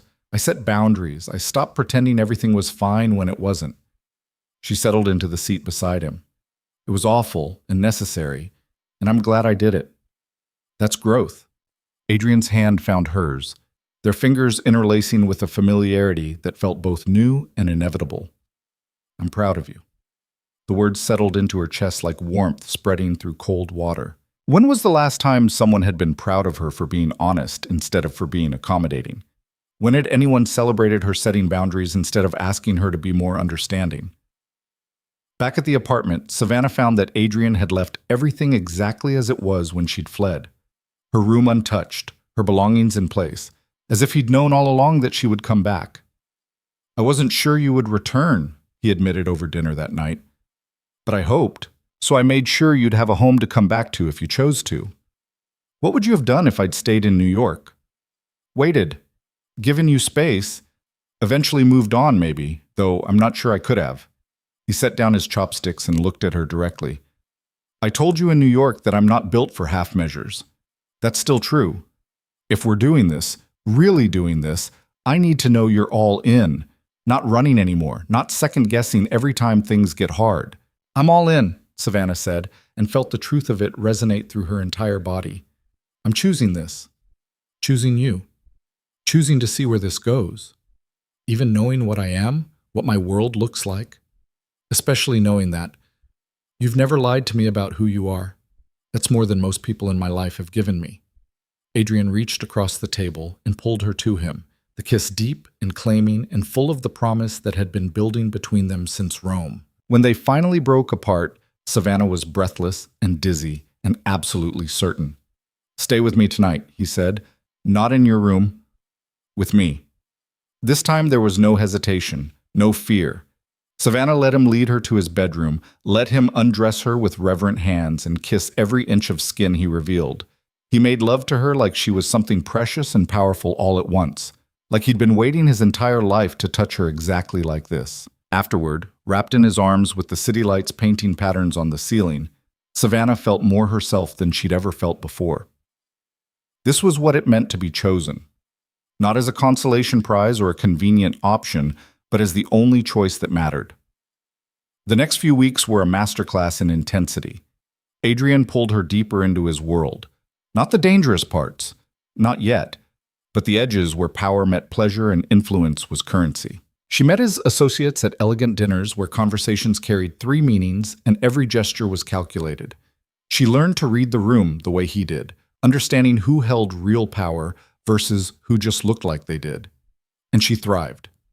The woman who'd spent her life being overlooked discovered that when she stopped apologizing for existing, people paid attention. Adrien taught her how to leverage that attention, how to use it without being used by it. He introduced her to designers who created clothes that made her feel powerful instead of apologetic, took her to events where her presence beside him sent clear messages about her importance, showed her what it felt like to matter.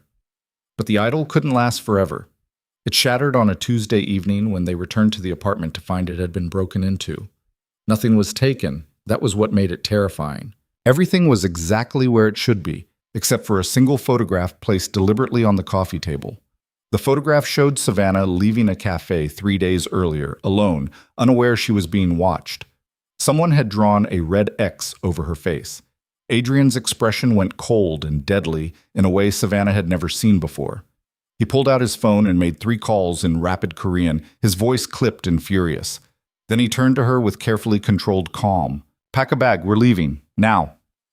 Adrien, what's happening? Someone's sending me a message. They're telling me they can get to you whenever they want. He was already moving through the apartment, checking windows, examining locks. I need to get you somewhere safe while I handle this. Handle it how? However I need to. He stopped, seeming to realize how that sounded. I'm not going to let anyone hurt you, Savannah, but that means I need to eliminate the threat, and that's going to get ugly. Savannah thought about running, about getting on a plane back to New York and leaving this world of threats and broken into apartments, and men who spoke casually about eliminating problems. But she'd promised herself she was done running, and more than that, she'd promised Adrien she was all in. Tell me what you need me to do. Something shifted in his expression, surprise maybe, or respect. I need you to go with Jin-ho to a safe house outside the city. Stay there until I come for you. Don't open the door for anyone else. Don't make any calls. Don't tell anyone where you are. How long? I don't know. A few days at most. He pulled her against him, the embrace fierce and protective. I know this is frightening, but I've dealt with threats before. I know how to handle this. Who's doing this? Why? Someone who thinks you're my weakness. Someone who wants to see if threatening you will make me negotiate. His hand curved around the back of her neck, holding her close. They're about to learn that threatening you makes me vengeful. Jin-ho drove her to a house in the countryside, 2 hours from Seoul, while Adrien disappeared into the night to do whatever violent, necessary things he did when people crossed him. The safe house was small but comfortable, stocked with food and books, and everything she might need for an extended stay. But Savannah couldn't focus on any of it. She paced the rooms, checking her phone every 5 minutes, imagining every terrible scenario. What if Adrien was hurt? What if whoever had broken into the apartment found this place? What if this was the moment where his dangerous world finally consumed her? The first night passed without word, then the second. By the third day, Savannah was climbing the walls with anxiety.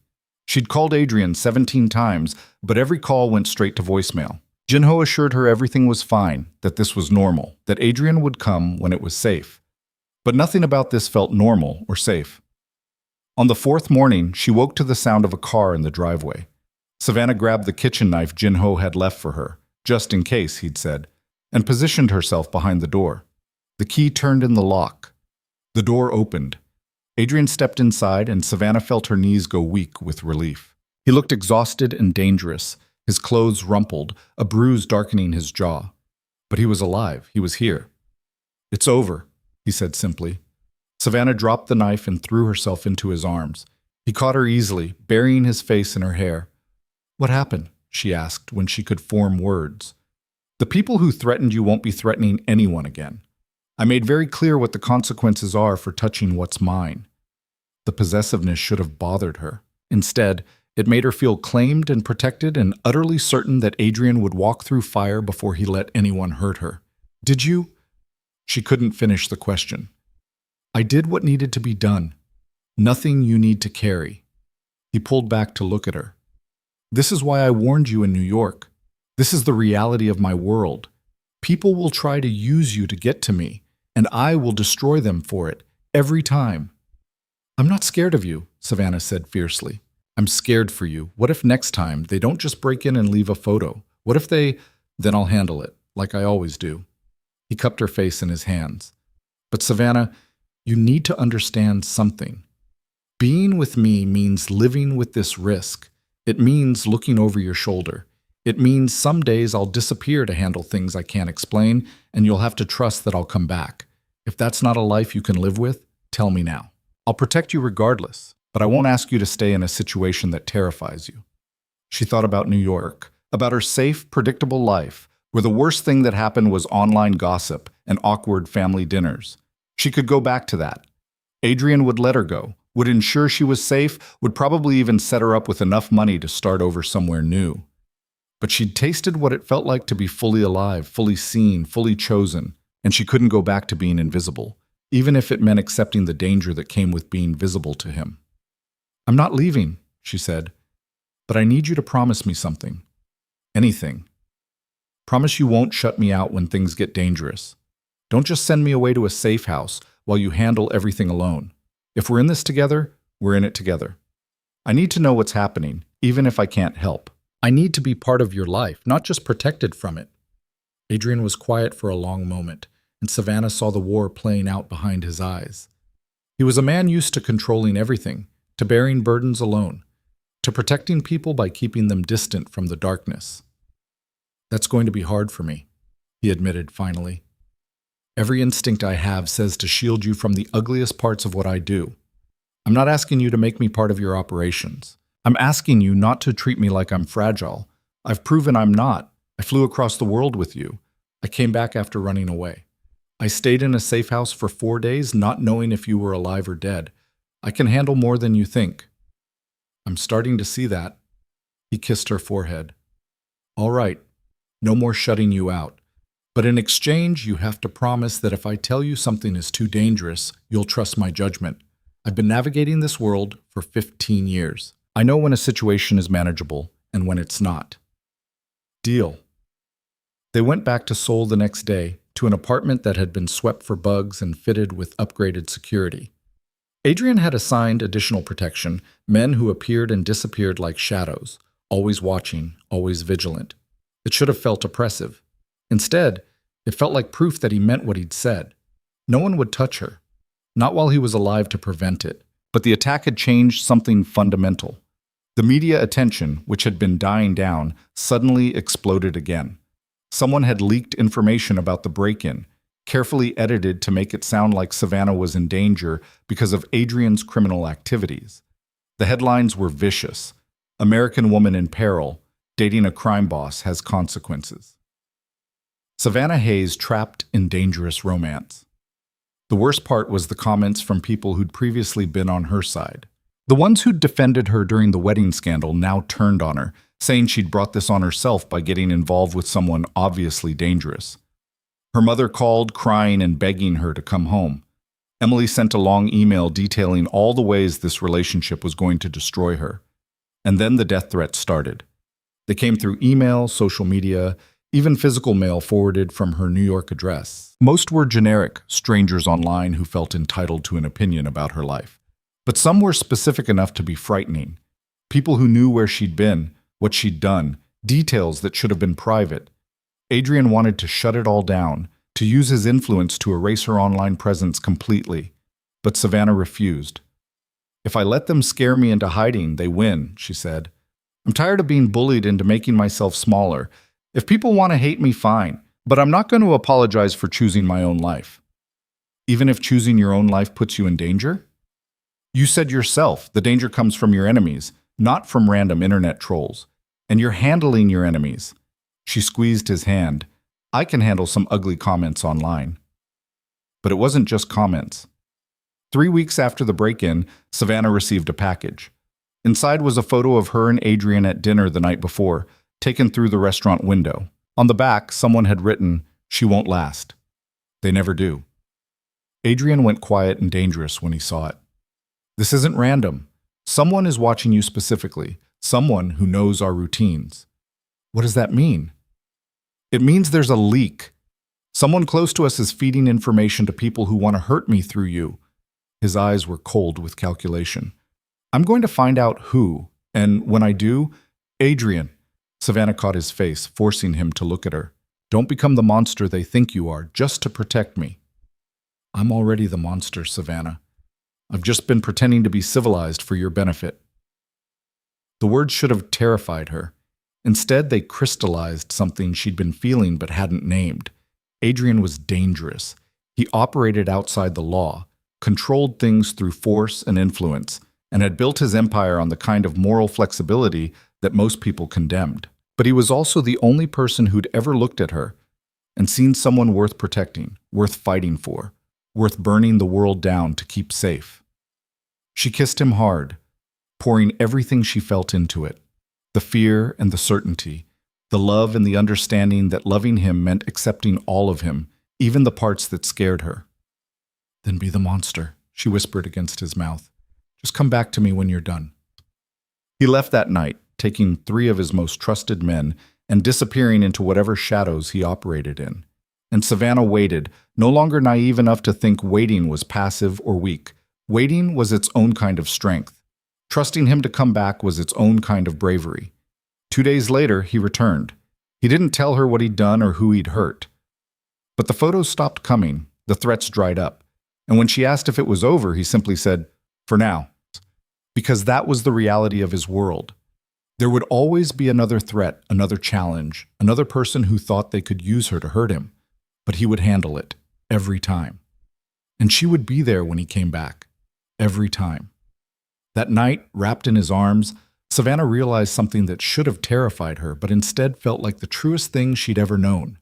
She loved him, not despite his darkness, but inclusive of it. She loved his ruthlessness and his tenderness, his violence and his protection, his willingness to destroy anyone who threatened what was his, and his absolute devotion to keeping her safe. "I love you," she said into the darkness.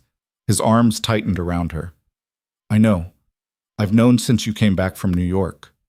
Maybe before that." "You never said." "I wanted you to see it first, to understand what it meant before I said it out loud." He pressed a kiss to her temple. "I love you, Savannah Hayes. I love you enough to let you go if you asked. And I love you enough to burn down the world if anyone tries to take you from me." She believed him, on both counts. And that was when she knew, with absolute certainty, that whatever happened next, she was exactly where she was meant to be. The morning after their confessions, Savannah woke to find Adrien already dressed, standing at the window with his phone pressed to his ear. His voice was low and urgent, speaking rapid Korean that she'd started to recognize as his business tone, the one that meant something serious was happening. He ended the call and turned to find her watching him. "We have a problem." Savannah sat up, pulling the sheet around herself. What kind of problem? The kind that's been building for months. The people I've been dealing with, the ones who broke in, who sent the photos, they're not backing down. They're escalating. He crossed to the bed and sat beside her. Their leader wants a meeting, face to face, and he's insisting you be there. Me? Why would he want me there? Because he thinks you're my weakness. He wants to see if he can use you to force concessions I wouldn't otherwise make. Adrien's jaw was tight with barely controlled fury. I'm not taking you into that situation. I'll go alone. What happens if you go alone? Either we reach an agreement, or this turns into a war that will consume the next year of my life and put everyone I care about in danger. And if I go with you? Then he sees that threatening you affects me, which gives him leverage. It's a trap either way. Adrien took her hand. I need to shut this down permanently. And that means making a move he won't expect. What kind of move? He was quiet for a long moment, and Savannah saw him weighing how much to tell her versus how much to shield her from. Finally, he seemed to make a decision. I'm going to offer him a deal. Territory he's wanted for years in exchange for leaving you, leaving us, completely alone. It'll cost me, but it'll end this. What if he doesn't accept? Then I eliminate the threat permanently. He said it so calmly, like they were discussing dinner plans instead of life and death. But I'm hoping it doesn't come to that. I'm tired of this, Savannah. Tired of looking over my shoulder. Tired of worrying about you being used against me. I want a life where we can just exist without constant threat. Is that even possible in your world? It can be, if I'm willing to make the right sacrifices and draw the right lines. He pressed a kiss to her knuckles. I built this empire by being ruthless and taking risks, but maintaining it means being smart about which battles are worth fighting. You're worth more than any territory or deal, so I'm choosing you. The meeting was set for 2 days later in a neutral location, a private room at an upscale restaurant in Gangnam. Adrien spent those 48 hours in intense preparation, making calls, moving pieces on whatever chessboard he operated on, ensuring every angle was covered. Savannah watched him work with a mixture of awe and fear. This was Adrien at his most dangerous, cold, calculating several moves ahead of everyone else. But she also saw the toll it took, the way he barely slept, the tension that never left his shoulders. The night before the meeting, she found him in his study, surrounded by documents and maps, a glass of whiskey untouched beside him. Come to bed, she said from the doorway. I need to make sure everything is perfect. One mistake and this all falls apart. You've checked everything 3 times. You know this inside and out. She crossed the room and took the papers from his hands. What you need is rest. You can't negotiate effectively if you're exhausted. He pulled her into his lap, burying his face in her neck. I can't lose you, Savannah. I've lost things before, deals, money, even people I cared about. But losing you would break something in me that I don't think could be repaired. You're not going to lose me. We're going to walk into that meeting, you're going to make your deal, and we're going to walk out together. And then we're going to build the life you talked about, the one where we get to just exist. You make it sound simple. Maybe it is. Maybe we've been making it complicated because we're used to fighting for everything. But what if we just decided we were done fighting? What if we just chose peace? Adrien lifted his head to look at her, and something in his expression shifted. You're right. I've been so focused on winning that I forgot the goal isn't to dominate. It's to be free. Free to live without looking over my shoulder. Free to love you without worrying about who's going to use it against me. Then let's be free. The next evening, they dressed carefully for the meeting. Adrien in a dark suit that made him look both civilized and dangerous. Savannah in a dress that Adrien had chosen, elegant, expensive, the kind of thing that announced she belonged exactly where she was. He'd also given her a necklace, a simple platinum chain with a single diamond that caught the light. Insurance, he'd said when he fastened it around her neck. If anything goes wrong, if we get separated for any reason, you take this to Jin-ho. He'll know what to do. Nothing's going to go wrong. I know, but I need you to have an exit strategy anyway. Promise me. She'd promised, though she had no intention of leaving him regardless of what happened. The restaurant was exclusive, the kind of place where privacy was guaranteed and questions were never asked. They were led to a private room where a man waited, older than Adrien, maybe 50, with silver hair and eyes like chips of ice. 2 bodyguards flanked him, and Savannah felt Adrien's hand tighten slightly on her back. Mr. Cross, thank you for coming. The man's English was perfect, his smile not reaching his eyes. And you brought your lovely companion. How trusting of you. Mr. Park, shall we sit? Adrien's voice was carefully neutral, giving nothing away. They settled around the table, and Savannah found herself catalogued by Park's cold gaze. She met it steadily, refusing to look away or show fear. She'd learned from Adrien, showing weakness invited attack. I'll be direct, Park said. Your presence in Seoul has become problematic. You control territories that should be mine. You've been interfering with operations that don't concern you, and you've made enemies of people I call friends. I've operated within the boundaries we agreed to 5 years ago, Adrien replied evenly. If those boundaries no longer suit you, we can renegotiate. I'm not interested in negotiation. I'm interested in you understanding that your time here is limited. Park's eyes slid to Savannah. Especially now that you've given me such an obvious pressure point. Adrien's expression didn't change, but Savannah felt the temperature in the room drop. Savannah is off limits. That's not negotiable. Everything is negotiable, Mr. Cross. Surely you've learned that by now. Park leaned back in his chair.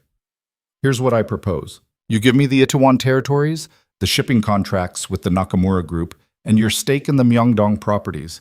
In exchange, I allow you to continue operating in Seoul without interference. That's more than half my business. Yes, but you keep your life, and hers. Seems like a fair trade. Savannah watched Adrien's face, saw the calculation happening behind his eyes. This was it. The moment where he had to choose between his empire and everything else. No, Adrien said quietly. Park's eyebrows rose. Excuse me? I said no. I'm not giving you those territories. Not for my safety, and not for hers. He leaned forward. But I will give you something better. I'm leaving Seoul, permanently. I'll transfer all my operations to other cities, Tokyo, Hong Kong, Singapore. You can have Seoul. All of it. The territories, the contracts, the properties, everything I've built here. In exchange for what? Safe passage out. And a guarantee that you never touch Savannah or anyone connected to me ever again. You get what you wanted. Me gone from Seoul. I get what I want. Freedom from this constant threat. Park studied him carefully. You'd give up your entire operation here? Everything you've spent years building? For her? Yes, without hesitation. Savannah felt tears prick her eyes. He was giving up his empire, the power base he'd built, the city he loved, everything he'd worked for her, so they could be free. That's either the most romantic gesture I've ever witnessed or the most foolish, Park said. You understand that walking away from Seoul means losing significant influence? Other cities won't respect you the way they do here. I'll rebuild. I've done it before. Adrien's voice was steady, certain. Do we have a deal? Park considered for a long moment that felt like an eternity. Then he smiled, and it was almost genuine. You're either the smartest man I've ever met or a complete fool. But yes, we have a deal. Seoul is mine, and you walk away clean. You have 2 weeks to transfer everything. They shook hands, and Savannah felt the tension drain from Adrien's shoulders. It was done. They were free. But as they stood to leave, Park called out one more time. Mr. Cross, a word of advice. The next city you build your empire in, don't let love make you soft. It's the one weakness no amount of power can protect against. Love isn't my weakness, Adrien replied, his hand finding Savannah's. It's the only thing that's ever made me strong enough to walk away from a fight I couldn't win. They left the restaurant and climbed into the car, and Savannah waited until they were safely away before she let herself react. You gave up everything, your entire business in Seoul. For me. I gave up territory and deals and influence. None of that is everything. He pulled her close. You're everything. And I meant what I said. I can rebuild an empire. But I can't rebuild us if something happens to you because I was too proud to make the smart choice. Where will we go? Anywhere you want. Singapore has potential. Or we could go back to the States, start something new there. I have resources in a dozen cities. We can build whatever life we want. Savannah thought about New York, about the family and the baggage and the constant reminders of who she used to be. Then she thought about the woman she'd become in Seoul, stronger, braver, more herself than she'd ever been. Not New York, she said. Somewhere new for both of us. Somewhere we can start completely fresh. Singapore, then. It's cosmopolitan. It's safe. And I have connections there who won't ask questions about our past. Over the next 2 weeks, Adrien dismantled his Seoul empire with the same precision he'd built it. He transferred properties, sold contracts, moved money through channels that Savannah didn't ask about, and he didn't explain. She watched him say goodbye to the city that had been his base for a decade, and she saw what it cost him. But he never hesitated, never second-guessed the choice, because he'd chosen her, and everything else was negotiable. They landed in Singapore on a warm evening, the city glittering like something out of a dream. Adrien had secured them a penthouse overlooking Marina Bay, and as Savannah stood at the window watching the light show on the water, she felt something settle inside her. This was their beginning, not the frantic escape from Rome, not the passionate chaos of Seoul, but something deeper, something built on choice and sacrifice, and the kind of love that didn't ask you to be smaller, but demanded you be everything you were capable of becoming. "Are you happy?" Adrien asked, coming to stand behind her, his arms wrapping around her waist. "I'm happy. Are you? You gave up so much." "I gave up buildings and contracts and influence in one city. I gained a life with you in it. That's not even close to an equal trade. I got the better deal by far." Savannah turned in his arms to face him. "What happens now?" "Now we build something new. I'll start smaller this time, more legitimate. I'm tired of operating in shadows, tired of always looking over my shoulder. Singapore has opportunities that don't require the kind of moral flexibility Seoul did."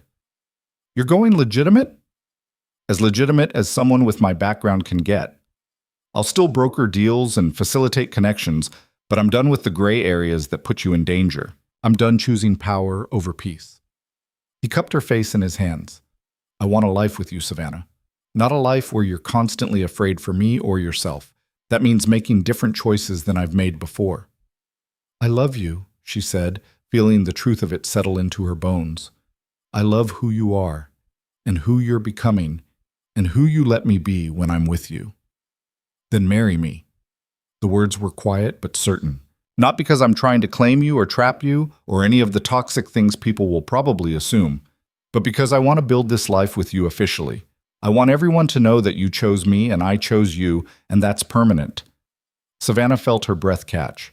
"Are you proposing?" "I'm telling you that I want you to be my wife. If you want that too, we'll make it happen. If you need more time, I'll wait. If you want something different entirely, we'll figure that out.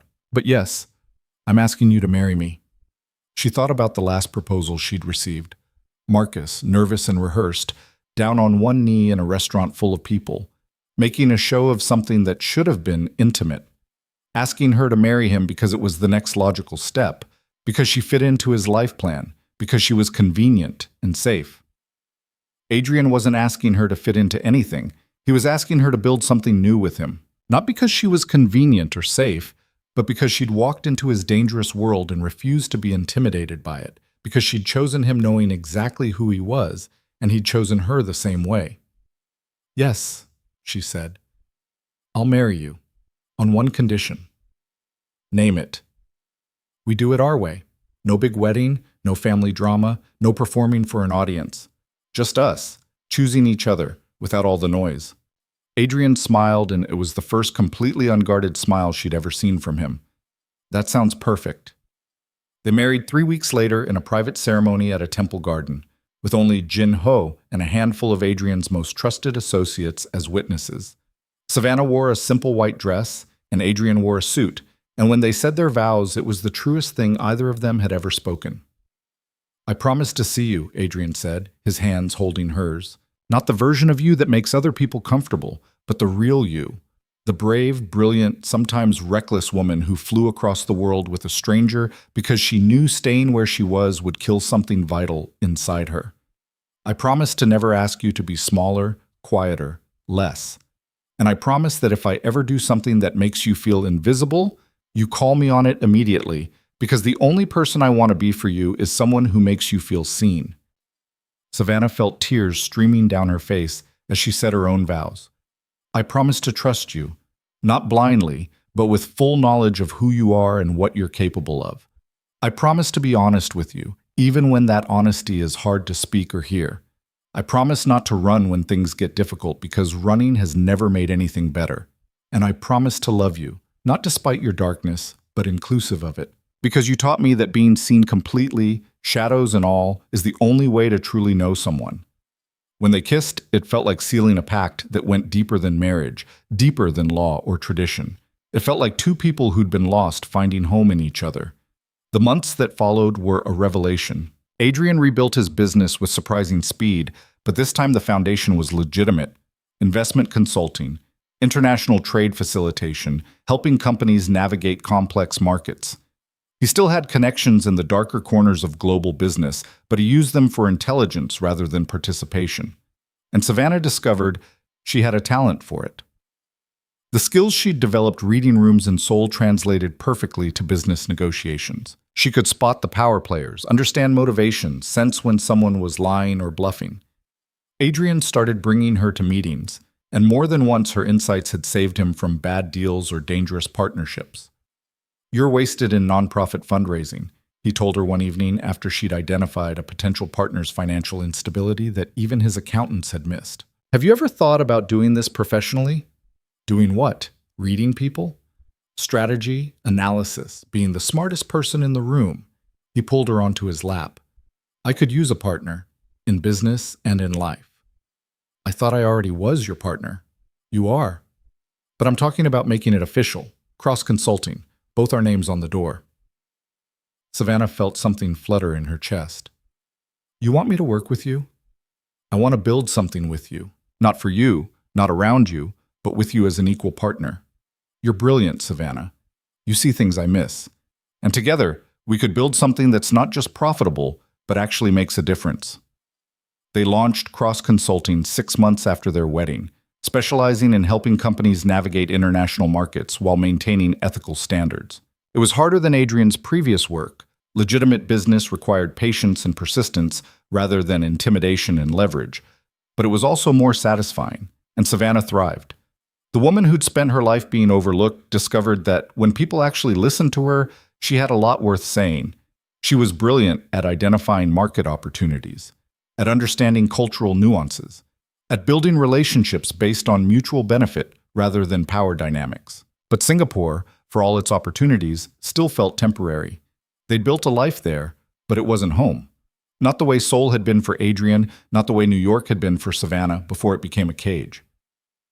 "I want to go back to the States," Savannah said one evening. "Not New York, somewhere new. Somewhere we can build something that's really ours." "Where are you thinking?" "San Francisco. It's cosmopolitan enough to be interesting, different enough from New York to feel like a fresh start, and the business climate is perfect for what we're doing." Adrien considered it. San Francisco works, good tech connections, international business community, far enough from your family to maintain boundaries, but close enough to visit if you want to.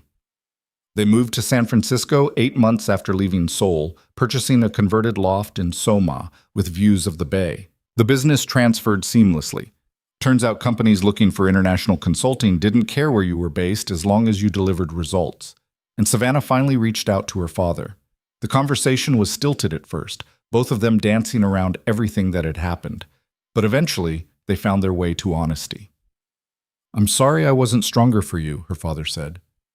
"When you needed me to stand up to your mother and Emily, I chose peace over justice. That was wrong." "I'm sorry I disappeared without really explaining why I needed to leave," Savannah replied. "I was so angry at all of you, and I handled it by running instead of fighting." "Are you happy now? With your husband, with your life?" "Happier than I've ever been. Adrien sees me in a way no one else ever has. And the business we've built together, it's challenging and fulfilling, and mine in a way nothing in New York ever was." "Your mother asks about you, Emily too. They want to know if you'll ever come home for a visit." Savannah thought about it carefully. She wasn't the same person who'd fled that wedding in Rome, and they weren't the same family who'd asked her to smile through her own heartbreak. Maybe enough time and distance had passed that they could find a new dynamic. "Maybe for Christmas," she said finally. "Just a visit, not to resume old patterns, but to see if we can build something new." The visit happened 6 months later, and it was exactly as complicated as Savannah had expected. Her mother was polite but distant. clearly struggling with Savannah's transformation into someone who didn't seek her approval. Emily was nervous and overly apologetic, desperately wanting absolution that Savannah wasn't ready to give. But there was also growth. When Emily started to make excuses about the wedding, Savannah stopped her gently. "I'm not interested in rehashing the past. What happened happened. If we're going to have a relationship going forward, it has to be based on who we are now, not who we were then." "Can you ever forgive me?" Emily asked, tears in her eyes. "I don't know. Maybe someday. But right now, I'm focused on building a life that doesn't revolve around family drama. You're my sister, and I don't hate you, but I also don't trust you the way I used to, and that's a consequence you'll have to live with." It wasn't the reconciliation Emily wanted, but it was honest. And honesty, Savannah had learned, was worth more than false peace. Marcus, mercifully, was visiting his parents and not present. Savannah suspected Emily had arranged it that way, and she was grateful. Some bridges were better left burned. Adrien joined her for the last dinner before they flew back to San Francisco, and watching him interact with her family was fascinating. He was polite, charming even, but there was an undercurrent of steel that made it very clear he would tolerate no disrespect toward Savannah. When Linda made a subtle comment about Savannah's weight, "You're looking healthy, dear," Adrien cut in smoothly. "She looks happy. That's what matters." And when Emily tried to probe about their business, asking in that particular way she had that was really judgment disguised as curiosity, Adrien simply said, "We're very successful. Savannah's brilliant at what she does. I'm lucky to have her as a partner." It was a masterclass in setting boundaries while maintaining civility, and Savannah fell in love with him all over again watching him defend her without making it a fight. On the flight home, she asked him what he'd thought of her family. "They're exactly what you described. People who love you, but don't really see you. People who want you to fit into their idea of who you should be, rather than celebrating who you actually are." He took her hand. "I'm glad we visited, and I'm equally glad we're leaving." "Me too." 2 years after leaving Seoul, Savannah and Adrien had built an empire that looked nothing like his old one, and everything like what they'd both needed. Cross-consulting was profitable and respected, working with companies that wanted to expand globally while maintaining ethical standards. They had offices in San Francisco, Singapore, and Tokyo, and a client list that included Fortune 500 companies and promising startups alike. But more importantly, they had a life. They traveled for business, but always came home to each other. They built a network of friends who valued them for who they were rather than what they could provide. They created space for quiet evenings and passionate arguments and everything in between. And when Savannah discovered she was pregnant, it felt like the final piece of a puzzle she hadn't known she was building. "We're going to have a baby," she said, handing Adrien the test with shaking hands. He stared at it for a long moment, and when he looked up, his eyes were bright with emotion. "A baby. We're going to be parents." "Are you happy? We never really talked about whether we wanted kids." "I'm terrified and thrilled in equal measure, but yes, I'm happy. Incredibly happy." He pulled her close. "We're going to do this differently than our parents did. We're going to raise a child who knows they're enough exactly as they are, who never has to perform for love or shrink to make others comfortable." "We're going to screw it up sometimes," Savannah said. "All parents do." "Probably. But we'll apologize when we do, and we'll let them be whoever they need to be, even if it's nothing like what we expected." Their daughter was born on a sunny morning in San Francisco, with a full head of dark hair and eyes that saw everything. They named her Julia, after no one in particular, because she was entirely her own person from the moment she took her first breath. Watching Adrien hold their daughter for the first time, Savannah felt her heart overflow with the enormity of what they'd built. Not just a business or a marriage, but a whole new family built on choice and honesty and the kind of love that demanded everyone show up as their full selves. 3 years later, they stood together at the opening of the Hayes Cross Foundation, a nonprofit dedicated to helping women escape toxic relationships and rebuild their lives.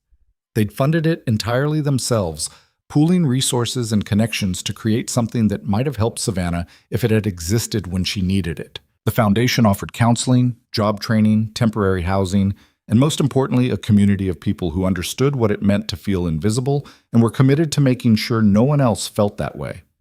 Savannah's father attended the opening, proud and tearful. Her mother sent flowers but didn't come. Some bridges would never be fully repaired, and Savannah had made peace with that. Emily sent a generous donation and a card that said simply, "I'm proud of you." It wasn't everything, but it was something.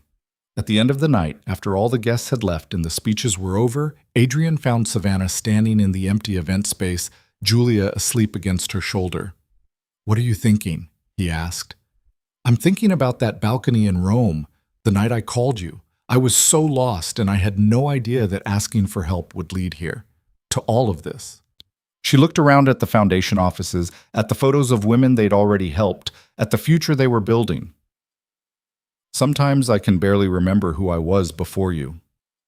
I remember. You were brave and brilliant and so convinced you were invisible that you'd nearly disappeared entirely." He wrapped his arms around both of them, his wife and daughter, his whole world. "I didn't change you, Savannah. I just gave you space to become who you were always meant to be." "We gave each other that space," she corrected. "You taught me to take up room. I taught you that vulnerability isn't weakness. We made each other better." "We did, and we're going to keep doing it. For ourselves, for Julia, for everyone who needs to know that being seen is possible." Savannah looked out the window at San Francisco glittering in the darkness. Somewhere out there were women standing on metaphorical balconies, feeling invisible and lost and convinced they had to accept whatever crumbs of love and respect came their way. And now, because of what she and Adrien had built, some of them would get a phone call or find a website or hear about a foundation that specialized in seeing people, really seeing them, and helping them become who they were meant to be. It wasn't the ending Savannah had imagined when she made that desperate call from Rome. It was better. Because she'd learned that the best endings weren't about rescue. They were about choosing yourself, over and over, until choosing yourself became so natural you couldn't imagine living any other way. "Ready to go home?" Adrien asked. Savannah adjusted their sleeping daughter and took her husband's hand. "Yeah, let's go home." And they did, together, the way they'd been doing everything since that night in Rome, when one woman had been brave enough to ask for help and one man had been brave enough to answer, the way they would keep doing for the rest of their lives, choosing each other, choosing honesty, choosing to be seen and to see each other completely. Because that, Savannah had learned, was what love actually looked like. Not the fairy tale her sister had stolen, not the performance her family had demanded, but the messy, complicated, absolutely real thing she'd built with Adrien, a love that didn't ask anyone to be smaller, but demanded they both be everything they were capable of becoming. And that was more than enough. It was everything.